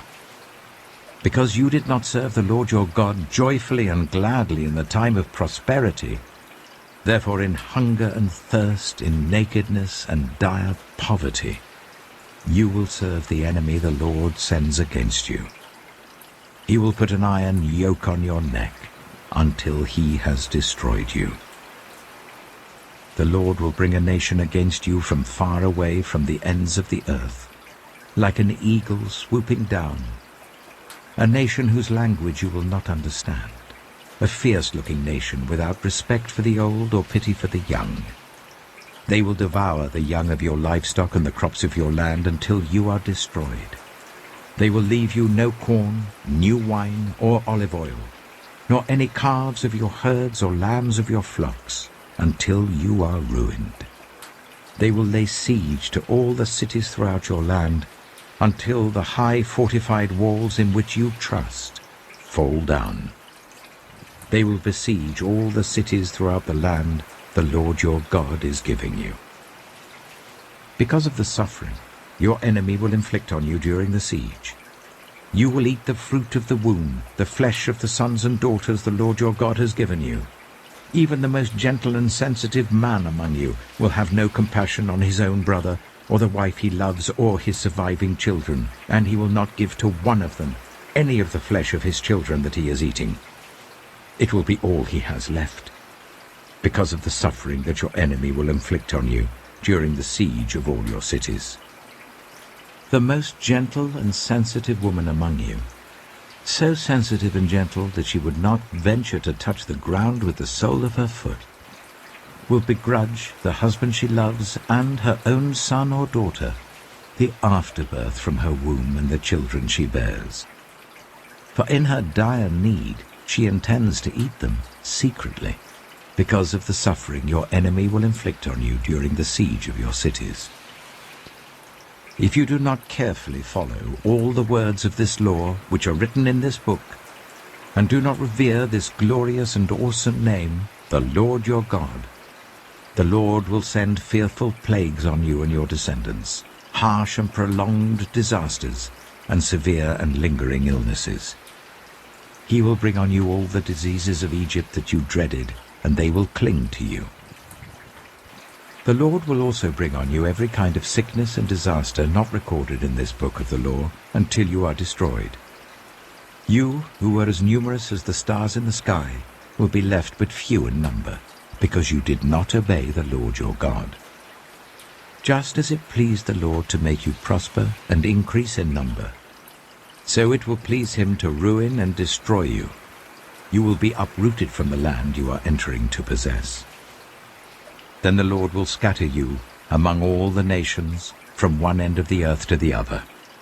There you will worship other gods, gods of wood and stone, which neither you nor your ancestors have known. Among those nations you will find no repose, no resting place for the sole of your foot. There the Lord will give you an anxious mind, eyes weary with longing, and a despairing heart. You will live in constant suspense, filled with dread both night and day, never sure of your life. In the morning you will say, "If only it were evening," and in the evening, "If only it were morning," because of the terror that will fill your hearts and the sights that your eyes will see. The Lord will send you back in ships to Egypt, on a journey I said you should never make again. There you will offer yourselves for sale to your enemies as male and female slaves, but no one will buy you. Deuteronomy chapter 29. These are the terms of the covenant the Lord commanded Moses to make with the Israelites in Moab, in addition to the covenant he had made with them at Horeb. Moses summoned all the Israelites and said to them, "Your eyes have seen all that the Lord did in Egypt, to Pharaoh, to all his officials, and to all his land. With your own eyes you saw those great trials, those signs and great wonders. But to this day the Lord has not given you a mind that understands, or eyes that see, or ears that hear. Yet the Lord says, during the 40 years that I led you through the wilderness, your clothes did not wear out, nor did the sandals on your feet. You ate no bread and drank no wine or other fermented drink. I did this so that you might know that I am the Lord your God." When you reached this place, Sihon, king of Heshbon, and Og, king of Bashan, came out to fight against us, but we defeated them. We took their land and gave it as an inheritance to the Reubenites, the Gadites, and the half-tribe of Manasseh. Carefully follow the terms of this covenant, so that you may prosper in everything you do. All of you are standing today in the presence of the Lord your God, your leaders and chief men, your elders and officials, and all the other men of Israel, together with your children and your wives, and the foreigners living in your camps who chop your wood and carry your water. You are standing here in order to enter into a covenant with the Lord your God, a covenant the Lord is making with you this day, and sealing with an oath, to confirm you this day as his people, that he may be your God, as he promised you, and as he swore to your fathers, Abraham, Isaac, and Jacob. I am making this covenant with its oath, not only with you who are standing here with us today in the presence of the Lord our God, but also with those who are not here today. You yourselves know how we lived in Egypt, and how we passed through the countries on the way here. You saw among them their detestable images and idols of wood and stone, of silver and gold. Make sure there is no man or woman, clan or tribe among you today whose heart turns away from the Lord our God to go and worship the gods of those nations. Make sure there is no root among you that produces such bitter poison. When such a person hears the words of this oath, and they invoke a blessing on themselves, thinking, I will be safe, even though I persist in going my own way, they will bring disaster on the watered land as well as the dry. The Lord will never be willing to forgive them. His wrath and zeal will burn against them. All the curses written in this book will fall on them, and the Lord will blot out their names from under heaven. The Lord will single them out from all the tribes of Israel for disaster, according to all the curses of the covenant written in this book of the law. Your children who follow you in later generations, and foreigners who come from distant lands, will see the calamities that have fallen on the land, and the diseases with which the Lord has afflicted it. The whole land will be a burning waste of salt and sulfur, nothing planted, nothing sprouting, no vegetation growing on it. It will be like the destruction of Sodom and Gomorrah, Admah and Zeboim, which the Lord overthrew in fierce anger.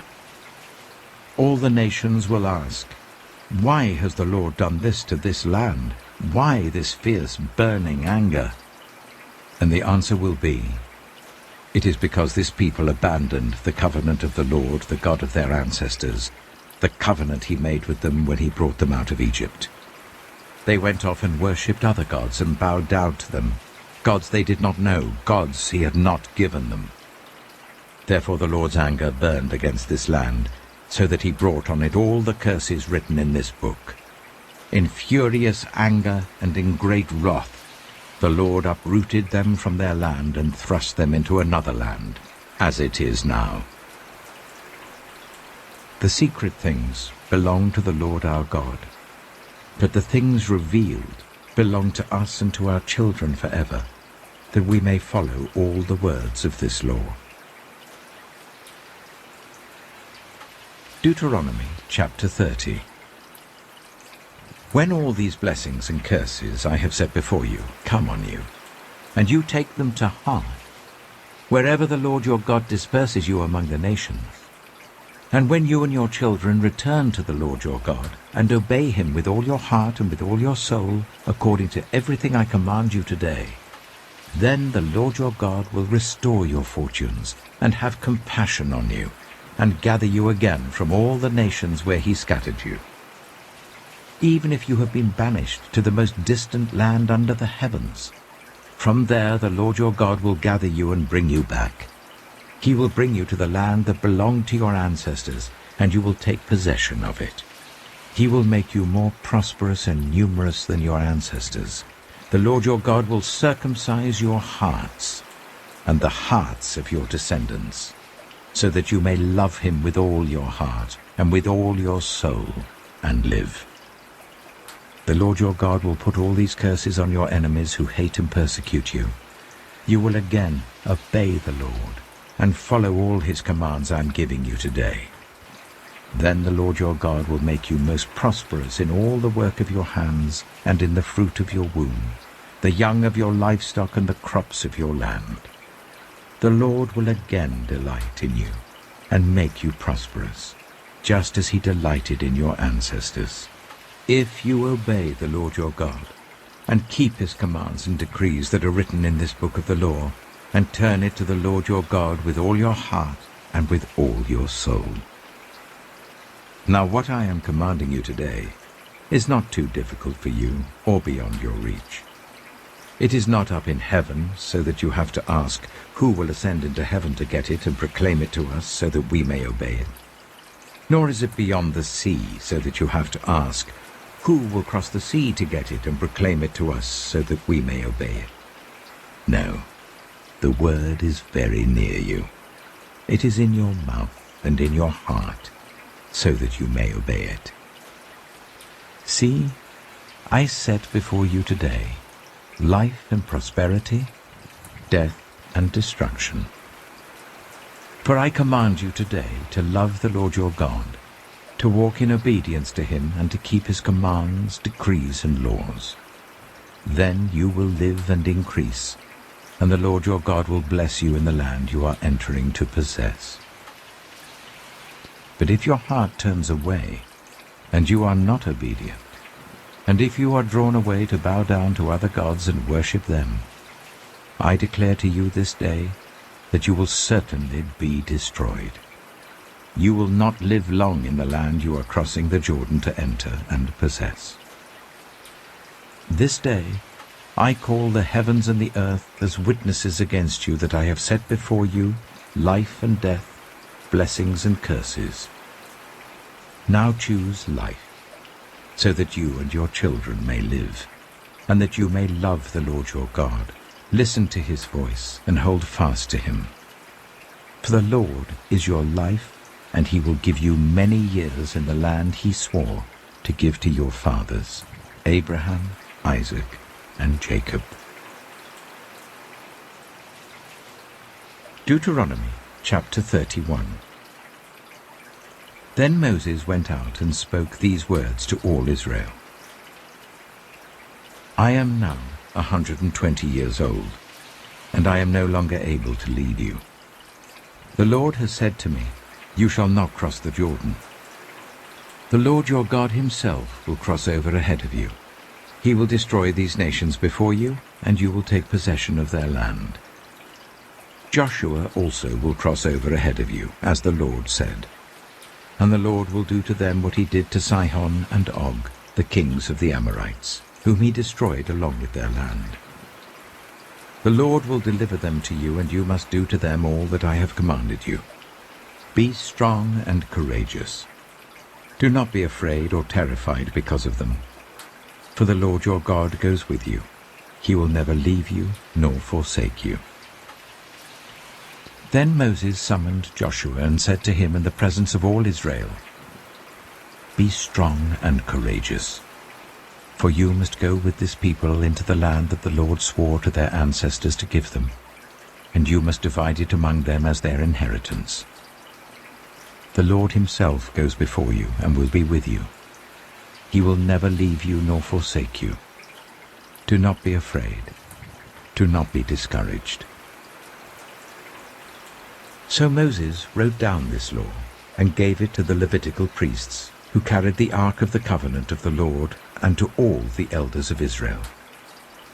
Then Moses commanded them, At the end of every 7 years, in the year for cancelling debts, during the festival of tabernacles, when all Israel comes to appear before the Lord your God at the place he will choose, you shall read this law before them in their hearing. Assemble the people, men, women, and children, and the foreigners residing in your towns, so that they can listen and learn to fear the Lord your God, and follow carefully all the words of this law. Their children, who do not know this law, must hear it and learn to fear the Lord your God as long as you live in the land you are crossing the Jordan to possess. The Lord said to Moses, Now the day of your death is near. Call Joshua and present yourselves at the tent of meeting, where I will commission him." So Moses and Joshua came and presented themselves at the tent of meeting. Then the Lord appeared at the tent in a pillar of cloud, and the cloud stood over the entrance to the tent. And the Lord said to Moses, "You are going to rest with your ancestors, and these people will soon prostitute themselves to the foreign gods of the land they are entering. They will forsake me and break the covenant I made with them. And in that day I will become angry with them and forsake them. I will hide my face from them, and they will be destroyed. Many disasters and calamities will come on them, and in that day they will ask, 'Have not these disasters come on us because our God is not with us?' And I will certainly hide my face in that day, because of all their wickedness in turning to other gods. Now write down this song, and teach it to the Israelites, and make them sing it, so that it may be a witness for me against them. When I have brought them into the land flowing with milk and honey, the land I promised on oath to their ancestors, and when they eat their fill and thrive, they will turn to other gods and worship them, rejecting me and breaking my covenant. And when many disasters and calamities come on them, this song will testify against them, because it will not be forgotten by their descendants. I know what they are disposed to do even before I bring them into the land I promised them on oath." So Moses wrote down this song that day and taught it to the Israelites. The Lord gave this command to Joshua son of Nun: "Be strong and courageous, for you will bring the Israelites into the land I promised them on oath, and I myself will be with you." After Moses finished writing in a book the words of this law from beginning to end, he gave this command to the Levites who carried the Ark of the Covenant of the Lord: "Take this book of the law and place it beside the Ark of the Covenant of the Lord your God. There it will remain as a witness against you. For I know how rebellious and stiff-necked you are. If you have been rebellious against the Lord while I am still alive and with you, how much more will you rebel after I die? Assemble before me all the elders of your tribes and all your officials, so that I can speak these words in their hearing, and call the heavens and the earth to testify against them. For I know that after my death you are sure to become utterly corrupt, and to turn from the way I have commanded you. In days to come, disaster will fall on you because you will do evil in the sight of the Lord, and arouse his anger by what your hands have made." And Moses recited the words of this song from beginning to end in the hearing of the whole assembly of Israel. Deuteronomy chapter 32. Listen, you heavens, and I will speak. Hear, you earth, the words of my mouth. Let my teaching fall like rain, and my words descend like dew, like showers on new grass, like abundant rain on tender plants. I will proclaim the name of the Lord. O praise the greatness of our God. He is the rock, his works are perfect, and all his ways are just. A faithful God who does no wrong, upright and just is he. They are corrupt and not his children. To their shame they are a warped and crooked generation. Is this the way you repay the Lord, you foolish and unwise people? Is he not your Father, your Creator, who made you and formed you? Remember the days of old. Consider the generations long past. Ask your father, and he will tell you, your elders, and they will explain to you. When the Most High gave the nations their inheritance, when he divided all mankind, he set up boundaries for the peoples according to the number of the sons of Israel. For the Lord's portion is his people, Jacob his allotted inheritance. In a desert land he found him, in a barren and howling waste. He shielded him and cared for him. He guarded him as the apple of his eye. Like an eagle that stirs up its nest and hovers over its young, that spread its wings to catch them and carries them on its pinions. The Lord alone led him, no foreign god was with him.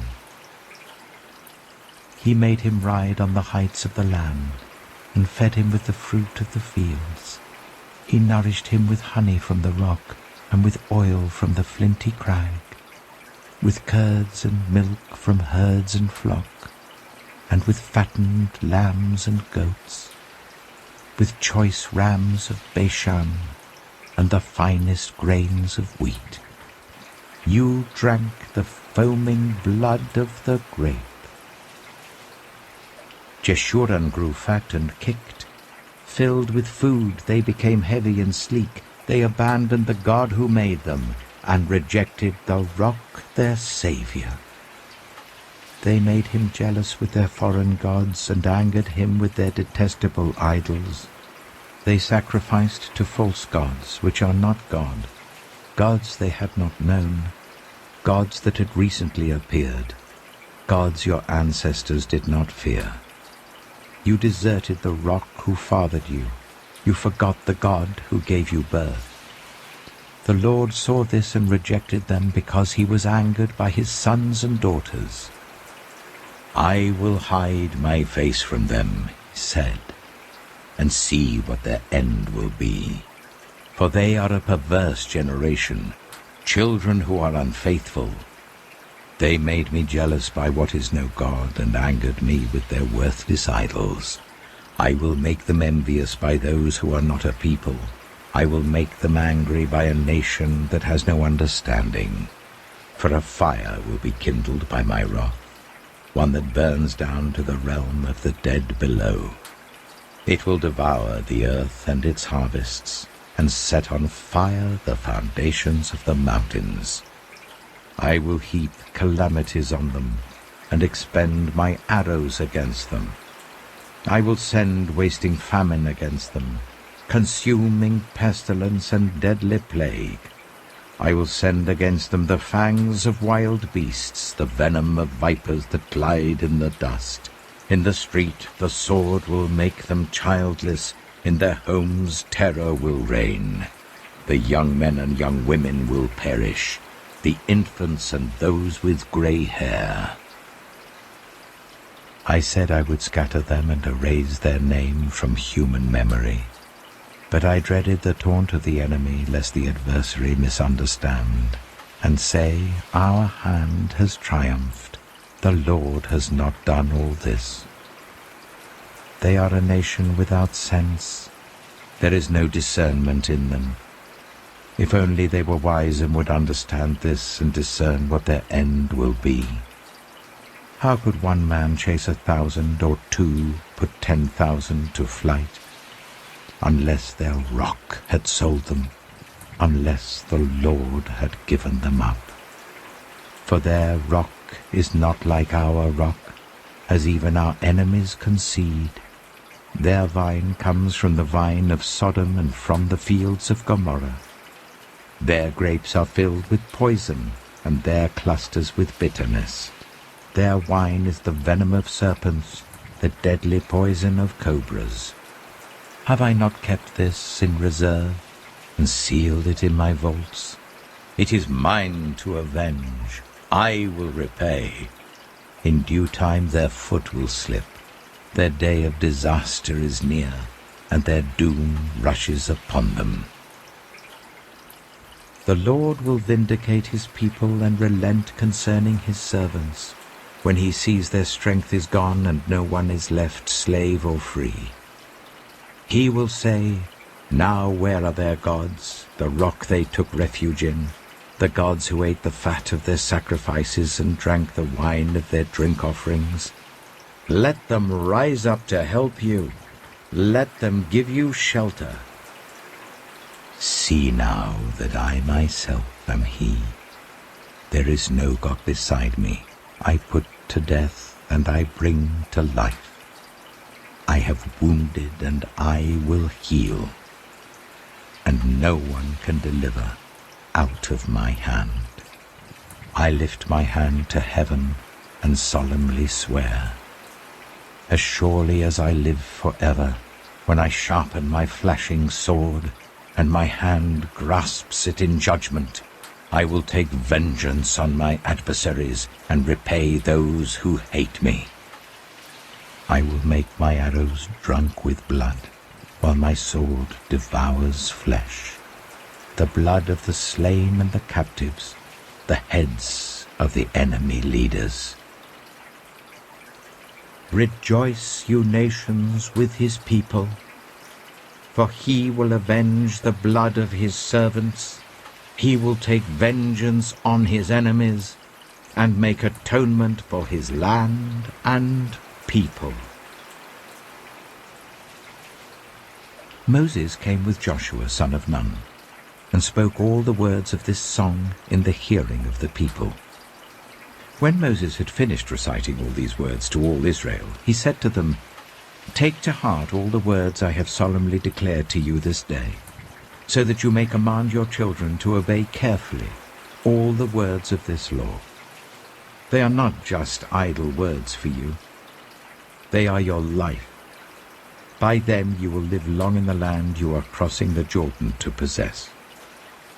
On that same day, the Lord told Moses, "Go up into the Abarim range, to Mount Nebo in Moab, opposite Jericho, and view Canaan, the land I am giving the Israelites as their own possession.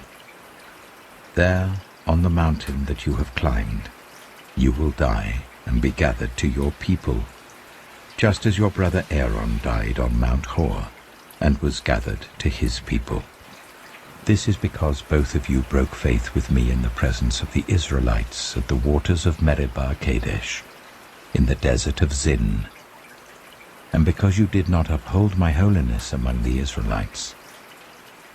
Therefore, you will see the land only from a distance. You will not enter the land I am giving to the people of Israel." Deuteronomy chapter 33. This is the blessing that Moses, the man of God, pronounced on the Israelites before his death. He said, "The Lord came from Sinai, and dawned over them from Seir. He shone forth from Mount Paran. He came with myriads of holy ones from the south, from his mountain slopes. Surely it is you who love the people. All the holy ones are in your hand. At your feet they all bow down, and from you receive instruction, the law that Moses gave us, the possession of the assembly of Jacob. He was king over Jeshurun when the leaders of the people assembled, along with the tribes of Israel. Let Reuben live and not die, nor his people be few." And this he said about Judah, "Hear, Lord, the cry of Judah. Bring him to his people. With his own hands he defends his cause. O be his help against his foes." About Levi he said, "Your Thummim and Urim belong to your faithful servant. You tested him at Massah. You contended with him at the waters of Meribah. He said of his father and mother, 'I have no regard for them.' He did not recognize his brothers or acknowledge his own children, but he watched over your word and guarded your covenant. He teaches your precepts to Jacob and your law to Israel.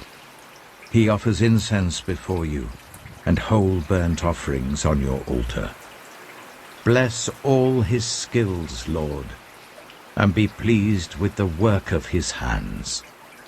Strike down those who rise against him, his foes, till they rise no more." About Benjamin he said, "Let the beloved of the Lord rest secure in him. for he shields him all day long. And the one the Lord loves rests between his shoulders. About Joseph, he said, "May the Lord bless his land with the precious dew from heaven above, and with the deep waters that lie below. With the best the sun brings forth, and the finest the moon can yield. With the choicest gifts of the ancient mountains, and the fruitfulness of the everlasting hills. With the best gifts of the earth and its fullness, and the favor of him who dwelt in the burning bush. Let all these rest on the head of Joseph, on the brow of the prince among his brothers. In majesty he is like a firstborn bull. His horns are the horns of a wild ox. With them he will gore the nations, even those at the ends of the earth. Such are the 10,000s of Ephraim, such are the thousands of Manasseh." About Zebulun, he said, "Rejoice, Zebulun, in your going out, and you, Issachar, in your tents.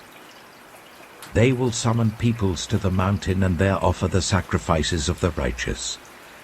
They will feast on the abundance of the seas, on the treasures hidden in the sand." About Gad, he said, "Blessed is he who enlarges Gad's domain. Gad lives there like a lion, tearing at arm or head. He chose the best land for himself. The leader's portion was kept for him. When the heads of the people assembled, he carried out the Lord's righteous will and his judgments concerning Israel." About Dan, he said, "Dan is a lion's cub, springing out of Bashan." About Naphtali, he said, "Naphtali is abounding with the favor of the Lord and is full of his blessing. He will inherit southward to the lake." About Asher, he said, "Most blessed of sons is Asher. Let him be favored by his brothers, and let him bathe his feet in oil. The bolts of your gates will be iron and bronze, and your strength will equal your days. There is no one like the God of Jeshurun, who rides across the heavens to help you, and on the clouds in his majesty. The eternal God is your refuge, and underneath are the everlasting arms. He will drive out your enemies before you, saying, 'Destroy them.' So Israel will live in safety. Jacob will dwell secure in a land of grain and new wine, where the heavens drop dew. Blessed are you, Israel. Who is like you, a people saved by the Lord? He is your shield and helper, and your glorious sword. Your enemies will cower before you, and you will tread on their heights. Deuteronomy chapter 34. Then Moses climbed Mount Nebo from the plains of Moab to the top of Pisgah opposite Jericho. There the Lord showed him the whole land, from Gilead to Dan, all of Naphtali, the territory of Ephraim and Manasseh, all the land of Judah as far as the Mediterranean Sea, the Negev, and the whole region from the valley of Jericho, the city of palms, as far as Zoar. Then the Lord said to him, "This is the land I promised on oath to Abraham, Isaac, and Jacob, when I said, 'I will give it to your descendants.' I have let you see it with your eyes, but you will not cross over into it." And Moses, the servant of the Lord, died there in Moab, as the Lord had said. He buried him in Moab, in the valley opposite Beth Peor. But to this day, no one knows where his grave is. Moses was 120 years old when he died. Yet his eyes were not weak, nor his strength gone. The Israelites grieved for Moses in the plains of Moab 30 days, until the time of weeping and mourning was over. Now Joshua, son of Nun, was filled with the spirit of wisdom, because Moses had laid his hands on him. So the Israelites listened to him, and did what the Lord had commanded Moses. Since then, no prophet has risen in Israel like Moses, whom the Lord knew face to face, who did all those signs and wonders the Lord sent him to do in Egypt, to Pharaoh and to all his officials and to his whole land. For no one has ever shown the mighty power or performed the awesome deeds that Moses did in the sight of all Israel.